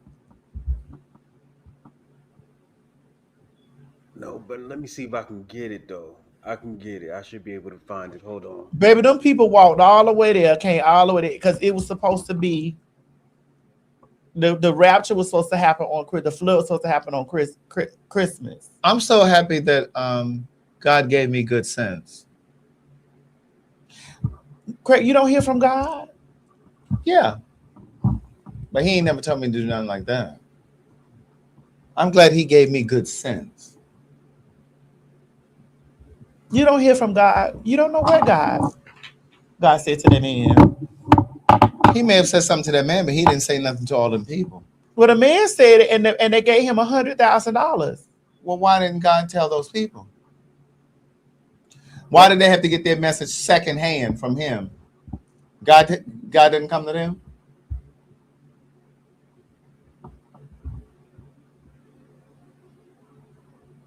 And then Will Smith in the news. Yeah. Yeah. What he did, child? I sent it to you. They saying something about he violated some violinist. Was it a male? Oh. Was it a male violinist? Of course, Hold Craig. on, let me, because Kayla sent it to me, so let me just quickly see what the comment. So he and Dwayne Martin not friends no more? How many? Craig, stop this. You mean to tell me you want to eat the same fish every day?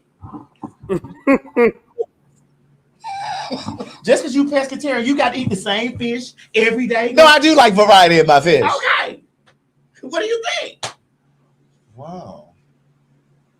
Jada really did a number on him. I mean, you don't think that they was down there having Herbert together? You don't think that they was over there having Herbert together? All this time, we thought that lady was being embarrassed. We thought that lady was embarrassing that man. That man was having Herbert together. You ain't see how much dick August I seen the guy in the drawers. Mm-hmm. Well, that boyfriend got a lot of dick too. You don't think they was down there having Herbert? Bernie, I'm gonna ask you something. You gonna be honest with me? You don't think he was having Herbert?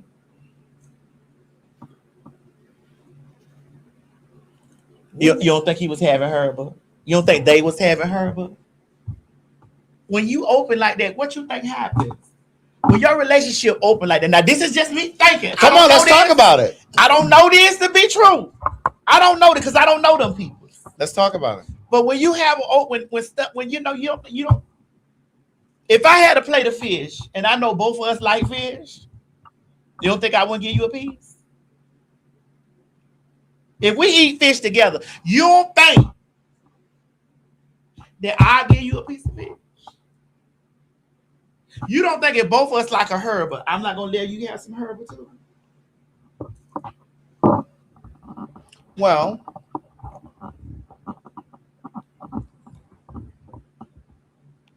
I don't care what nobody's saying. They say it was not Will. Read the article. They said it was not Will.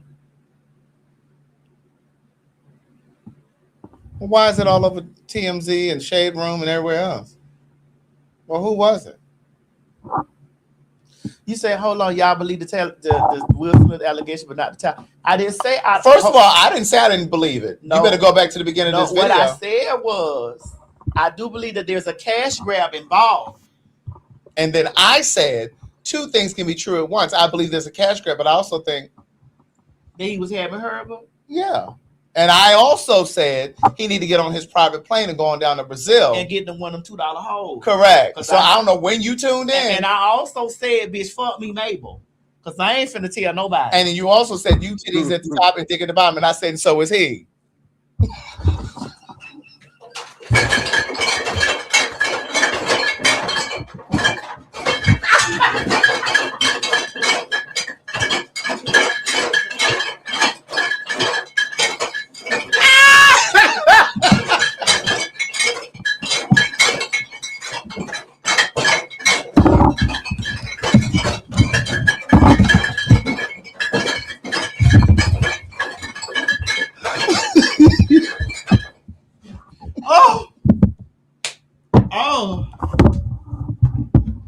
Oh, back it up, Paula. Back it up, Paula. Back it up.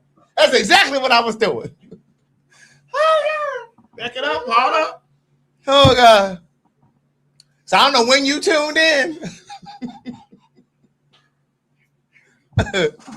Oh God! Stop this! Everything we said tonight is alleged. Everything from the top of the show. You don't see this side clear as day. I can turn it all the way. That's it. I can turn it this way. It said allegedly. This way it said allegedly. Right. This way it said. You don't see this whole show. This whole show says allegedly. That's right. In fact, we need to stop putting that in the description of the video. Everything we say in the show is alleged. That's right. Y'all can't read. Right. Clear as day. Shit. You can't read that one. Can you read this one? Huh? Can you read this one? Read this thing. Yeah. We got them all over the place. Signs everywhere that say allegedly. You can't see that. Right. The video that we needed to attach to the story about the young girl in the grocery store attacking that gay boy was this one. So I have watched the video of the black woman harassing a gay black man in a grocery store. And the person that she is harassing in that video is a part of my ballroom family, my ballroom house. And he is absolutely one of the kindest people that you will ever meet. But here's the conversation that I want to have, especially being a black cishet woman that has LGBTQ plus people that I will go to war for. In the spirit of Nicki Minaj, I need black women to understand that while we may be at the top of the food chain in many ways of being harmed, it does not absolve us from the harm in which we perpetuate amongst other people. How it is that I see a lot of you talk about queer and trans folk, how it is that you all talk about children that simply have certain mannerisms or who are interested in different things and label them in a way that is not only homophobic but degrading. It's fucking disgusting. And let me tell you this as a black woman. If he mollywopped that bitch in that grocery store, he would have got 10s across the board from me. Because a lot of what it is that we experience as black women, we should understand and know the harm of being followed, harassed, and assaulted in public. And nobody do anything to protect us, defend us, or show up for us, and all because we're just existing. Someone's sexual orientation or mannerisms has nothing to do with you. And many of you are exactly the things that you claim you say you hate. Oh, that was a word right there. That was a word. My God. That was definitely a word. And sometimes the messaging gets through when it's from someone who looks like you. Like that's a black cisgender woman. You know what I mean? So sometimes the message can be received from other people. This was something that happened too while we were away. Oh, I think this is the right building. I think this is his car. All right, let's see how this goes.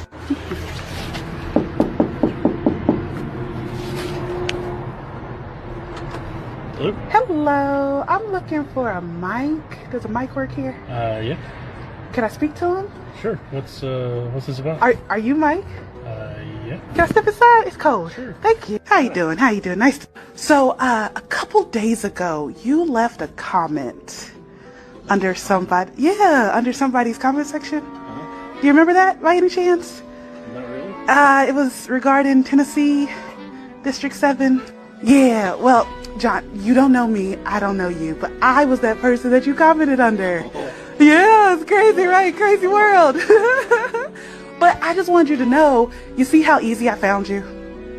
It's not cool, right? No. Yeah, so I'm going to give you the opportunity and apologize, or I'm going to show your wife the grounded account I found. How do you feel about that? Right. It's crazy world out here. So I did make this apology. In case, you don't have to. I understand it's hard, but all you have to do is read this nice little apology I wrote. Thank you. Go ahead. Mike. Do apologize for my actions. And I see the consequences of my actions. And I will not do Say it louder. I will not do this to anyone else ever again. Oh, good job, Mike. Thank you. I'll take that back from you. Yeah, I need that for other people. It was really nice meeting you. And I need that for other people. But from what I understand, they are trying to bring charges against her. He. Now, I don't know what happened as a result. Maybe somebody in the comments can share. But supposedly he was trying to bring charges against her.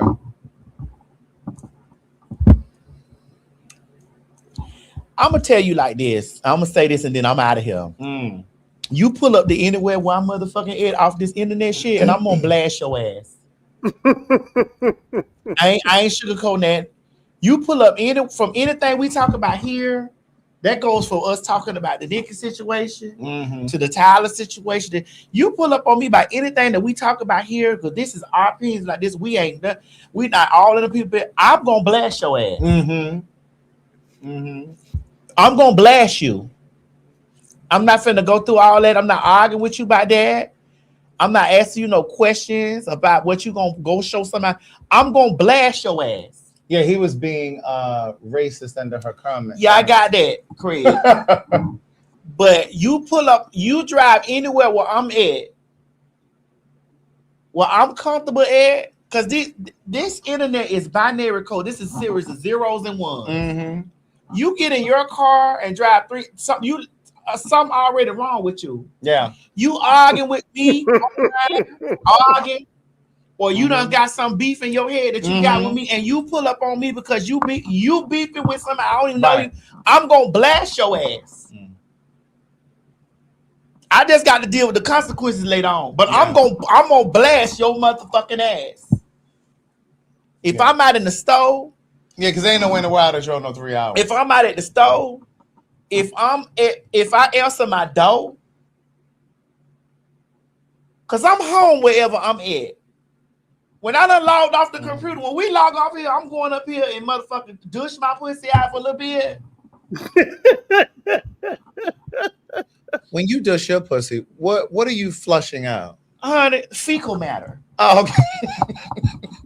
Dear God. Fecal matter. Because I didn't really know that a woman's pussy had fecal in it. Oh, WHOAMAN. A woman. What kind of woman has a WHOAMAN? Oh, woman. A woman. Okay, got it. I'm a different type. Okay, so I'm gonna get the fecal out. Right, and so why are you doing that? Because this is gonna be balls in me. So about 12:30, 1 o'clock tonight. Maybe 2 o'clock. Might be balls. Okay. In me. Okay. Ball. Yeah. May touch my balls. Okay.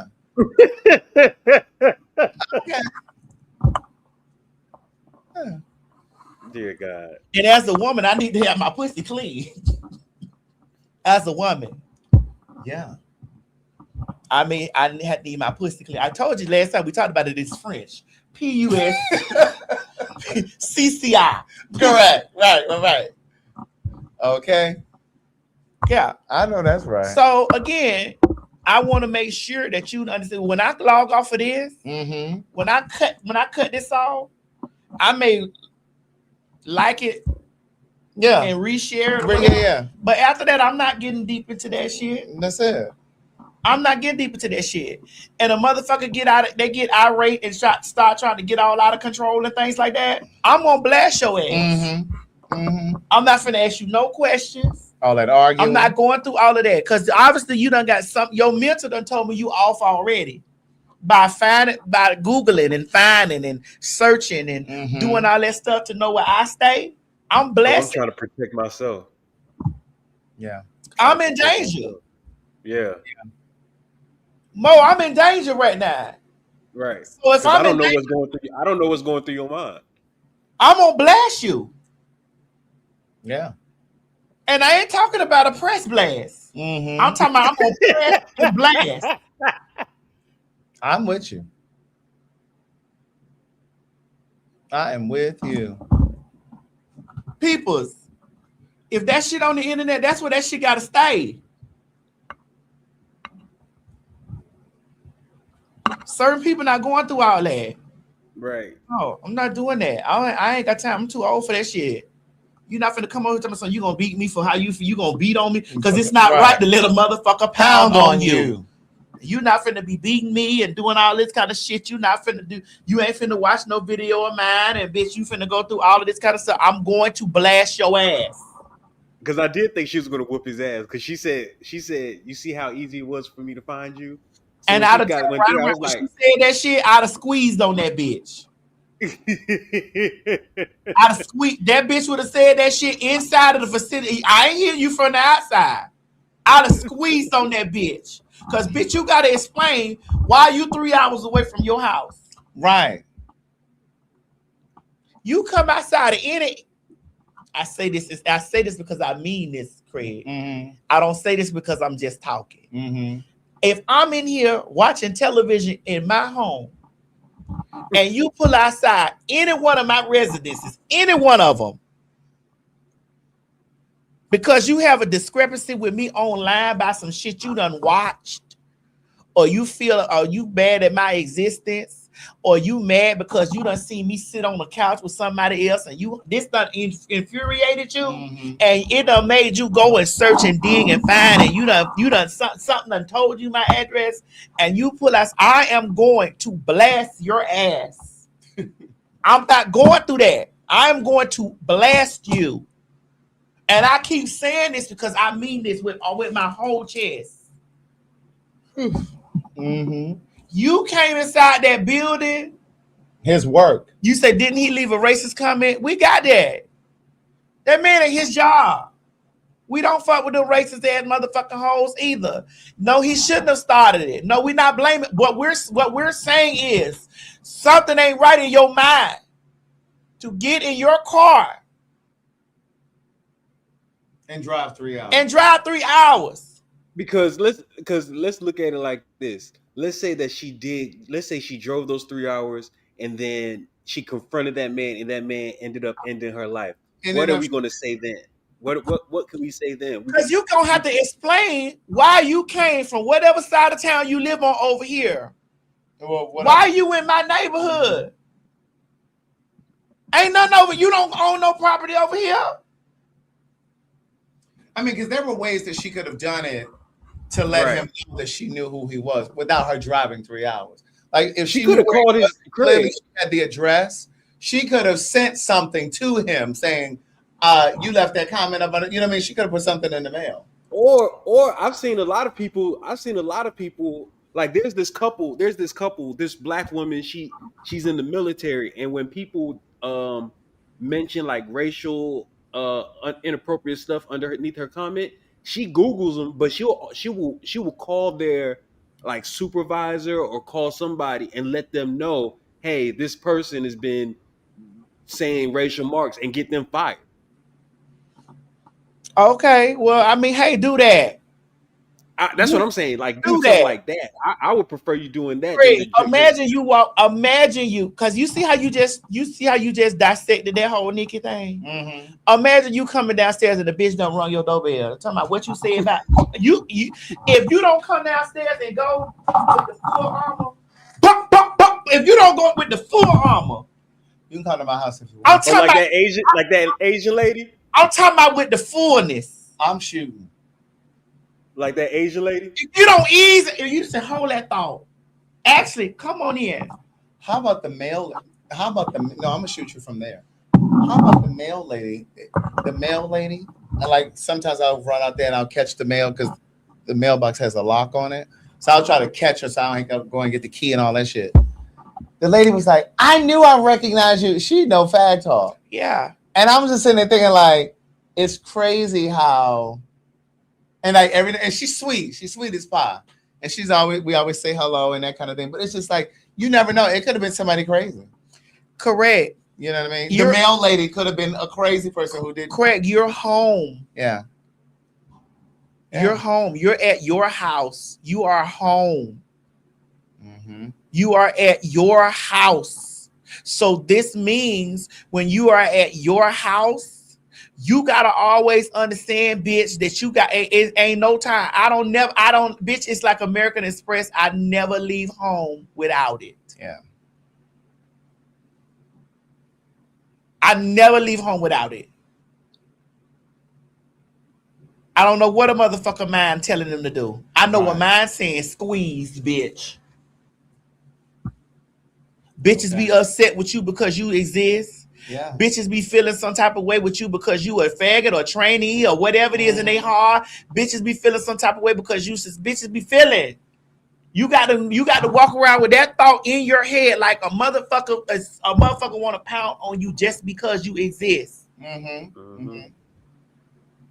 That's true. I'm sorry. And ain't no way I'm gonna be home, bitch, and I'm paying my mortgage where I stay. And you gonna tell me I can't walk out to my door? Right. Or you gonna come telling me that I can't have peace here? Right. You gonna leave your residence to come to mine. And the fact that she found his Grindr account and he's married. Right. Yeah. Without no question.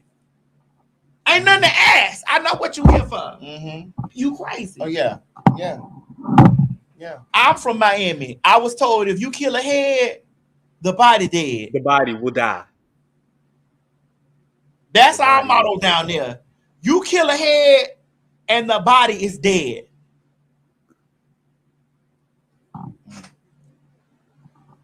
It may move a little bit, but it'll die.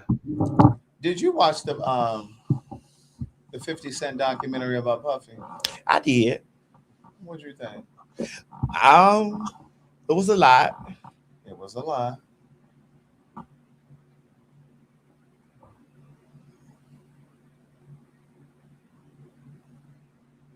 What else?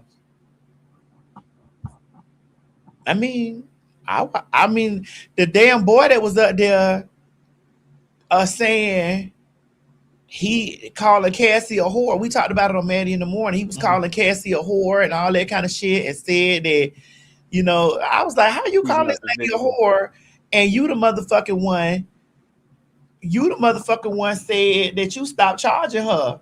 You stopped charging them. So they were paying $4,000 a session. Yeah. And then he stopped. He enjoyed it, and he was a regular. Remember, he said it was paying him $4K a session. Yeah. And after you done paid them $4K a session, he stopped charging them. And then he get on here calling her a whore. Yeah, the escort. I'm like, bro. But there was some chlamydia or something that then got passed around too. I mean, listen, that's a casualty of war. Right. It was like Cassie was swallowing the boy's nut. That's a casualty of war. And now he's suing her. That's what I'm saying. Like, how you suing her? And my thing is, he wasn't even cute. I mean, he had me. You could tell. Yeah. When a motherfucker look like that, it's some dick on him. Yeah. And bitch, that was years ago. I think he looked better years ago. He kind of looked like he got a puffy. He got a puffy illusion. You know, his lips reminded me of Malik Yoba. But because Puffy ain't that. No, Puffy not. Well, you know, they say Puffy ain't got no dick. I mean, none. I mean, it's given a Tootsie Roll. That's what type of set it's giving. Well, one of the girls, she was like a Jane Doe. She was saying in the court papers that she was so nervous when he was sexually assaulting her. She thought that he was going to hurt her, like injure her, because he was being so forceful and aggressive. But then when she looked down and realized that his dick was the size of a Tootsie Roll, she was kind of relieved because she knew that it was going to hurt her. Oh! That was in the paperwork. I read that. But my thing is, whatever it is, I think I see becomes a Tootsie Roll to me. But the girl who was in Dirty Money, who needed $5,000 for an attorney, and she called Puff and said, yo, I really need you. I need your help. I'm fighting for my life right now. I need my children. My husband or ex or whoever the fuck it was is trying to take custody of my children, and I need $5,000 to secure this attorney. Not Dawn, it was the other one. I don't know that girl's name. And he told her, yo, I ain't got it. He told her he didn't have $5,000. Then when he was being when Dawn from Dirty Money filed her charges against him, he called this girl, Kalina, that's her name. He called Kalina and said, yo, I really need you right now. I know you would take a bullet for me, da da da da. I need you to speak up and I need you to make a statement for me. And she did it. See, that's that kind of brainwash shit that we were talking about at the top of the show. And it's just like, so he couldn't help you get your children. He couldn't loan you. Hell, he could have gave her $5,000. Mind you, he a billionaire at the time. And it's just like, you couldn't help that girl. But then you in trouble and now you're going to come and ask this girl. And she did it. Like, I'm just like, that is crazy. I wouldn't even answer my phone. Craig, we not real fish. You know, it's a lot of things I done seen the goddamn real fish do. The cunts go through with me, and I'd be like, what? You know, we still got a little man brain. And I done seen it. I done seen them niggas be over there. And I done seen like, it was so. He was just so. I was like, he was so wet, girl. But you know, a lot of people were, you know, like praising 50 Cent for putting this together. It was well done. I'm not even gonna tell you that it wasn't. And a lot of that footage was available because Puffy at the time had a videographer who was filming a lot of this stuff. Because at first I was like, how the fuck they get all this footage? But he had a videographer that was filming. And so they ended up getting that footage from him to put this together, a lot of it. But it was very well done. But my thing is, I'm not singing 50's praises for two reasons. Come on, tell us the reasons, Greg. One, that nigga, he be over there tap dancing with that Trump shit, and I don't fuck with that. I don't like niggas like that. That's one. Two, he wasn't doing it because he's a good person and he was trying to expose Puffy. He was doing it because, and Diddy didn't pay the videographer. He's petty. Because Diddy didn't pay the videographer, he was able to get the footage. 50 was able to get the footage. But he did it because there was some vendetta against Puffy. And what they've been saying is Puffy stole some girl that 50 his used to baby mom. It was his baby mom. Yeah, his baby mother. So he has like this vendetta against him. But that was Puffy's pattern. He took Kim Porter from Albie Shore. I did see that. Yeah. And then he took Cassie from Ryan Leslie. Ryan Leslie, yeah. Yeah. But my thing is, I need to know where Farnsworth Bentley is. Girl, you keep asking about that lady. Derek. You keep asking about Miss that man lady. Where is Derek? Who? I keep asking about who? Miss Derek Keisha, girl. I want to know where Derek is. I want to know where Derek is, and I want to know where Lori Ann Gibson is. Boom cack. Because I know you all know something. And then I was agitated by that juror who was smiling. She was in the documentary. She was doing all that smiling and gumming and shit. And she was just saying that, you know, she was a fan. She was like a super fan of Puffy. And she didn't believe, I can't remember the girl's name that was in the documentary who was trying to help Cassie. She was like Puffy's personal assistant or executive assistant or something. Oh, yeah, her. What was her name? Capricorn. Was her name Capricorn? It was some. I forget her. Oh, not y'all down there to my free Diddy. Oh, I think her name was Capricorn. But like the juror didn't believe her. Talking about my balls go. Your balls go. You ain't got no underwear on? No, because I ain't want my pussy to get musty. Well, you gotta go and shower and stuff anyway. So it didn't matter if your balls got musty. Because I ain't want my pussy to get musty. I said my balls cold, but I ain't want my pussy musty. Let me put this shawl on between my legs. Just shawl. So I need to understand the distinction between your balls and your pussy. Girl, just all you got to do is just exist. You don't got to understand. You don't have to understand. You just got to exist. That's all. That's all. Just like when you tell me you do like this, and you open up and you do that. I smell it. You can only do that to pussy. I just go ahead and listen to you tell me that. And I'm like, okay, he's eating pussy. Oh. Yeah. Okay. That's all I need. I don't have to need no explanation for that. So don't be starting to ask me for the explanation, girl. You are a gay man eating another man's ass. I'll give you the explanation. I'm a woman with nuts at the bottom. Well, I haven't had any in a very long time. Listen, I I'm have just not had letting you any. know. I have not had any company at my new place. I'm just telling you why I don't need no explanation. So don't require any from me. I haven't had anybody over. I have not just had like sex. I've only been with 4 men.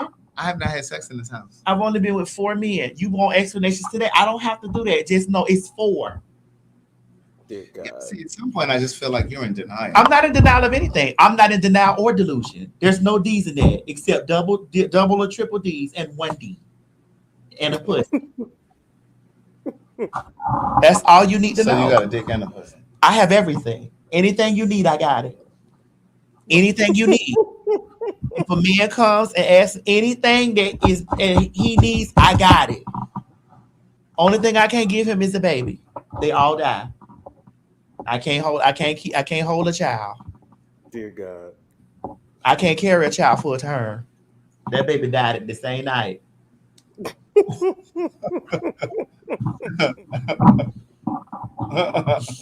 Dear God. The baby dies the same night. The last time I did something was in September. But that was before I moved into this house. I moved into this house in October, the end of October. So that was at the last house.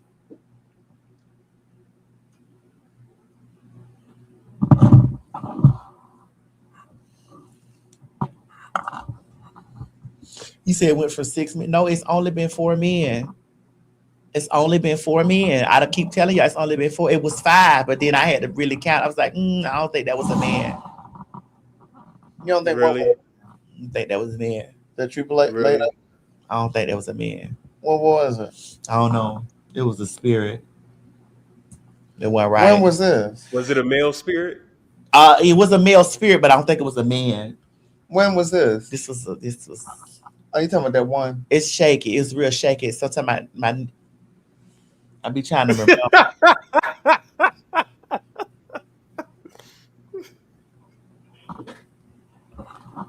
Who was this lady that went to the crab boil place and her son was getting an allergic reaction? Girl, and she said, man, it was one of them people that be on one of them shows. Girl, and the baby was having allergic reaction. And she's sitting there looking. And she said, well, I ain't gonna go until you stop breathing. Here we go. She said she was hungry. Right. This is why I don't want to hear none of that bullshit with y'all hoes be telling me about we want kids. You bitches don't even want kids. Right. You bitches don't even take care of your kids. Right? Y'all don't raise them. Sure, I don't want to hear. Don't tell me in 2026. Don't tell me nothing about no kids. Right. I don't want to hear nothing about y'all kids. I don't want to hear nothing about this. Go tell y'all friend to be talking about something. You jealous because I can have a baby. Bitch, you don't even want no babies. Mm-hmm. You don't treat them right. I don't want. Let's give an example of what we're talking about. Go ahead, Bo. Well, your lip look. Are you doing that, me? Do it regularly. I'm not doing that. Are you allergic to?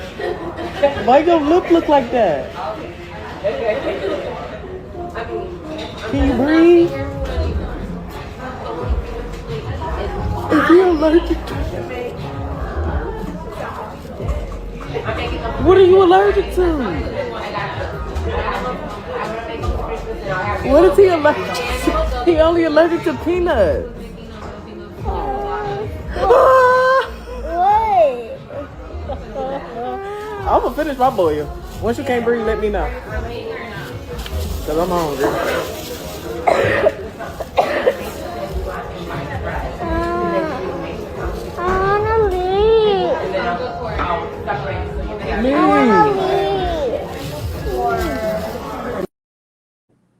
Well, I mean, she did look like she got a little concerned at the end. Well, she told him, she said, but it looked like it did look like she got a little concerned at the end when he went to she wasn't concerned enough to try to make it better. Camera and get her ass up out of there and get to a Benadryl or get to a hospital. That don't make it better. He clearly has a shellfish allergy. But it started looking like that she got it, you know. It did. I'm being a. But she said something. I don't know if we played it to the end, but she said something to the effect of, "Well, let me know when it start. If you start not I'm being gonna finish my crab boil." Something she said. She said she gonna finish her food. Yeah, she said she gonna finish her food, but she told the little boy, "Let me know if She said something to him. Yeah, but it did look like she got a little concern, Mo. I mean, Craig. She wasn't concerned enough for me. She wasn't moving fast enough. I don't think that counts.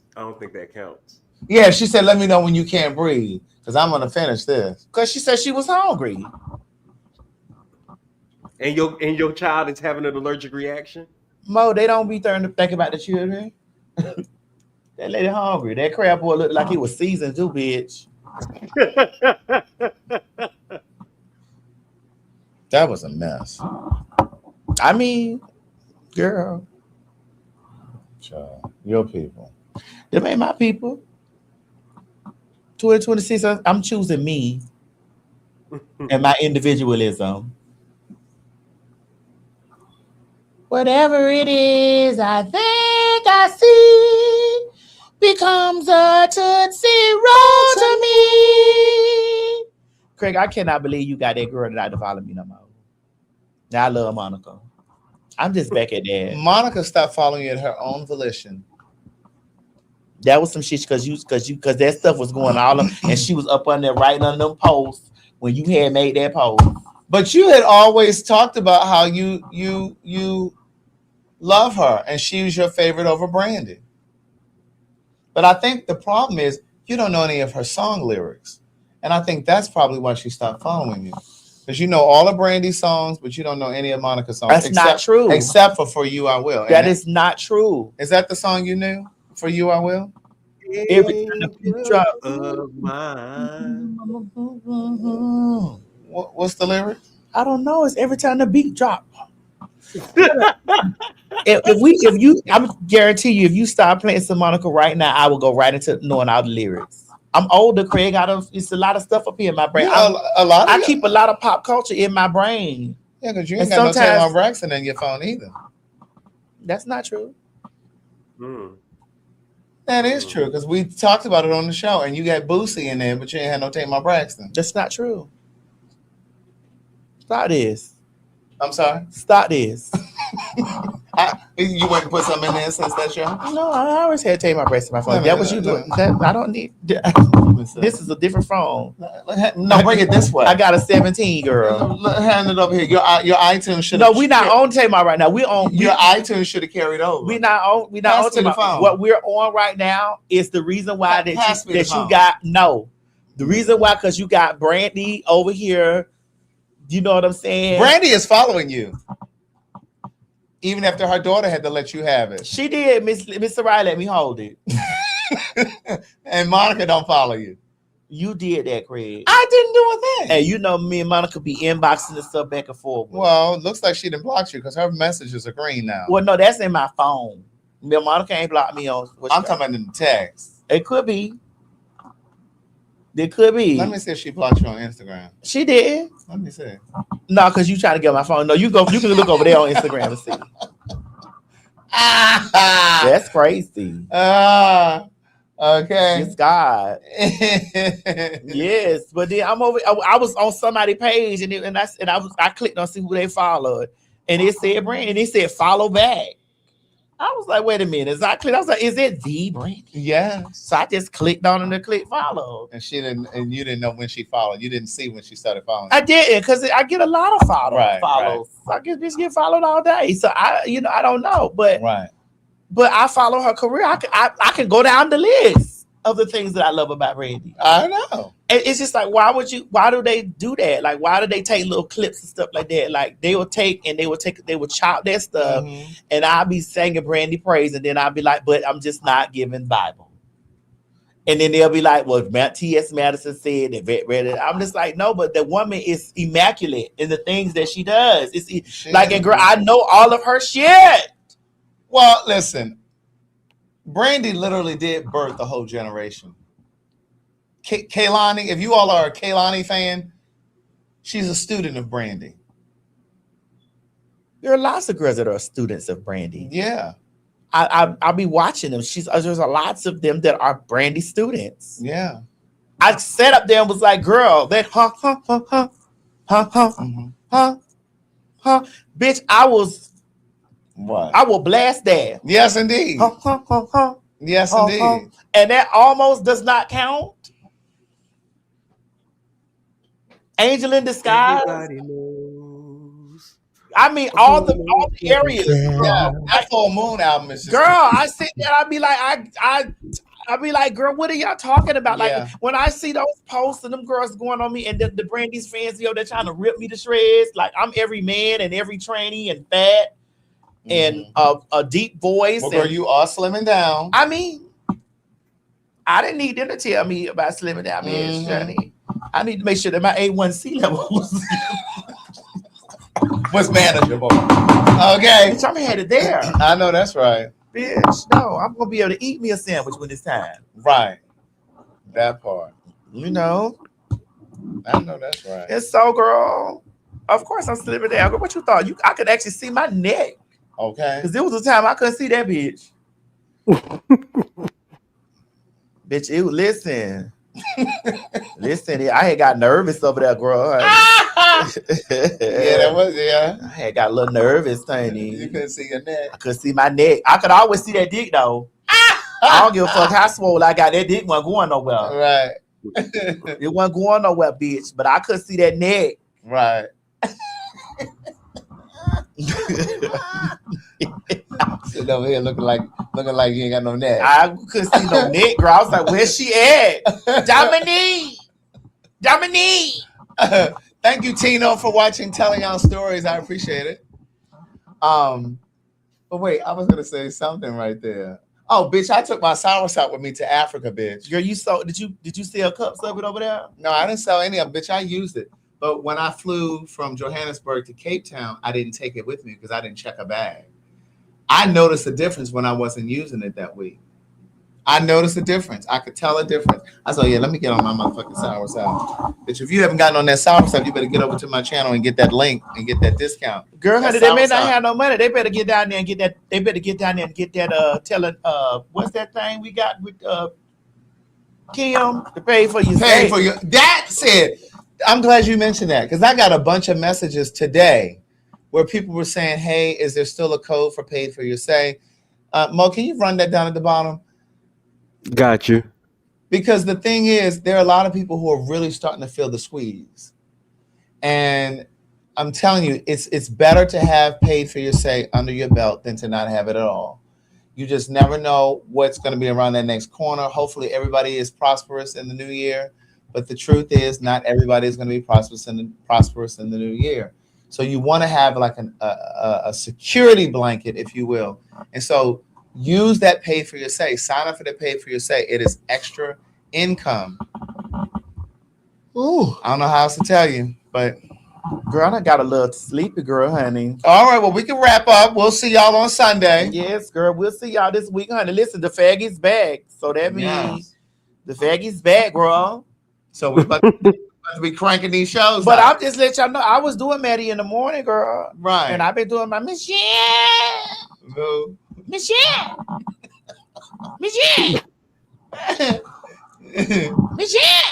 Yes, I've been back. It just took me a few days to recover though. That jet lag had me fucked up. Like you all tried to think that I just didn't want to come to Madison's thing for Christmas.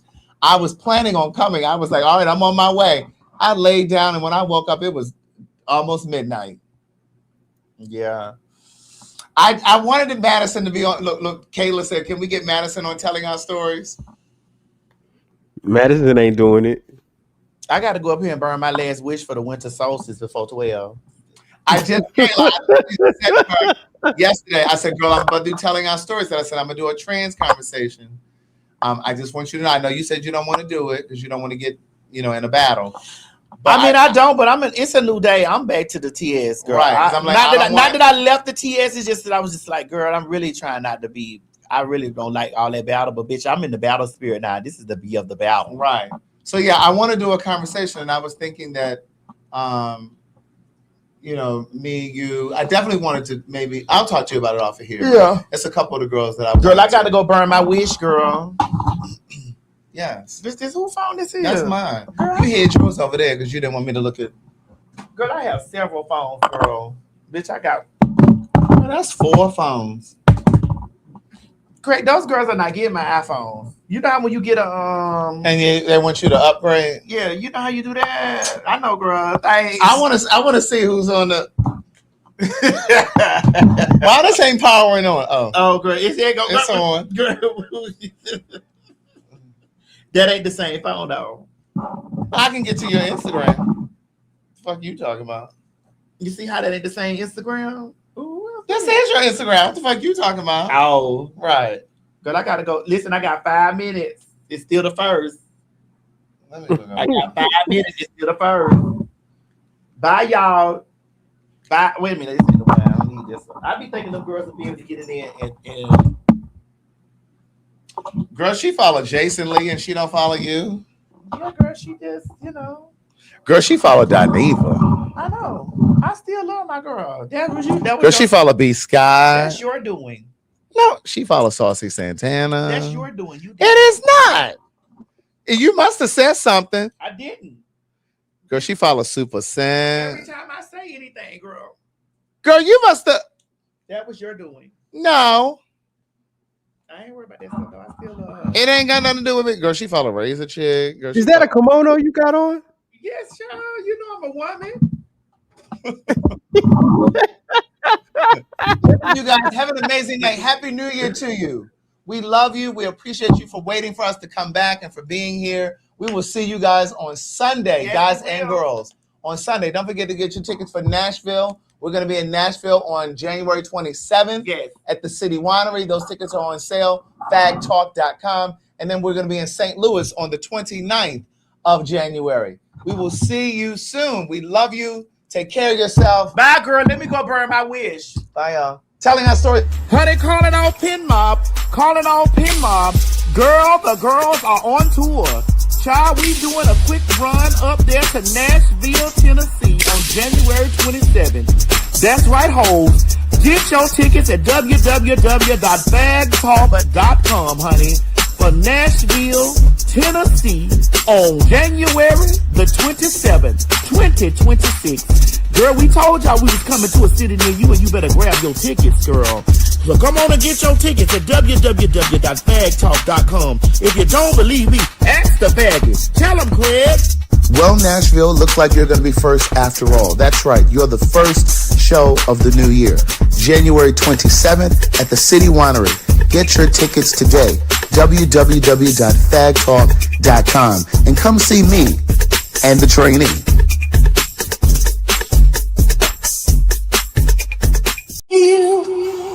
I just want to let you girls know that it's a new day. Bitch, I said it. And that's exactly what I meant. This is my house. It's she, hers, and hers.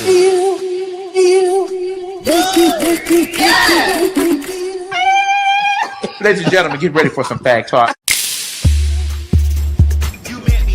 St. Louis, Missouri. St. Louis, Missouri. Honey, goddammit, the Fags are on their way back to St. Louis on January the 29th. 2026. Honey, run down there to www.PagTawlk.com to get your tickets, honey. Because me and the faggy himself, Craig, the writer Stewart, oh my God, will be invading the city of St. Louis. Tell him, Craig. Well, wouldn't you know it, the fags are back in the loo. That's right, St. Louis.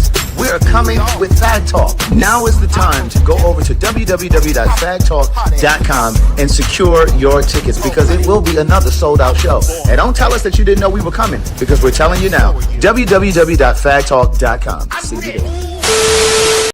We wanted them to check for VD. For VD. And what were you in? I was in my phone. Take your ass down into that welfare. Use a dummy, bitch. Calling all Pin Mob. Calling all Pin Mob.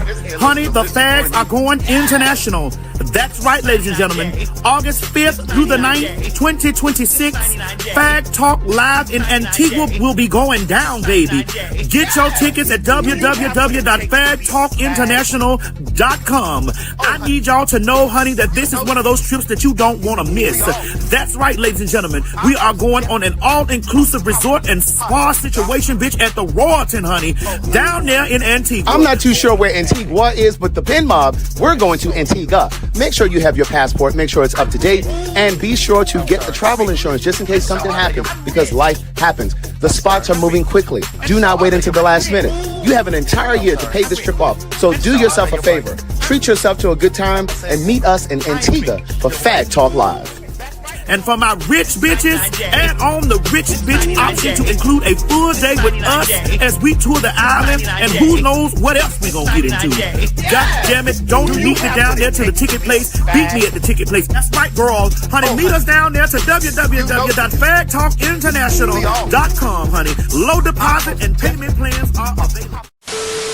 This idea of being old once you get to 30. There's an expiration date for gay men. You've asked for it, and we're back. If you're not young and you don't have this tight skin, nobody will be bothered with you. Telling our stories, black, gay, and aging. 9 times out of 10, gay men are in better shape than straight men, and we look younger. We're back with more tell-alls. Some of you who date those who are closeted, that closeted DL man is never gonna want a real relationship, so that's a defense mechanism too. More stories. We broke up. We lived in a house for 2 years after we broke up. And we went 2 years without sex. He didn't question me, and I didn't question him. But we knew we were seeing other people. And more outrageous moments. But y'all wasn't fucking? No. So y'all not together then? No, we weren't together. Not for those 2 years. Elsie, give me a drink, please. Make it a double entendre. Hold on, we're laughing at you. Hold on. Telling our stories, black, gay, and aging. Coming soon.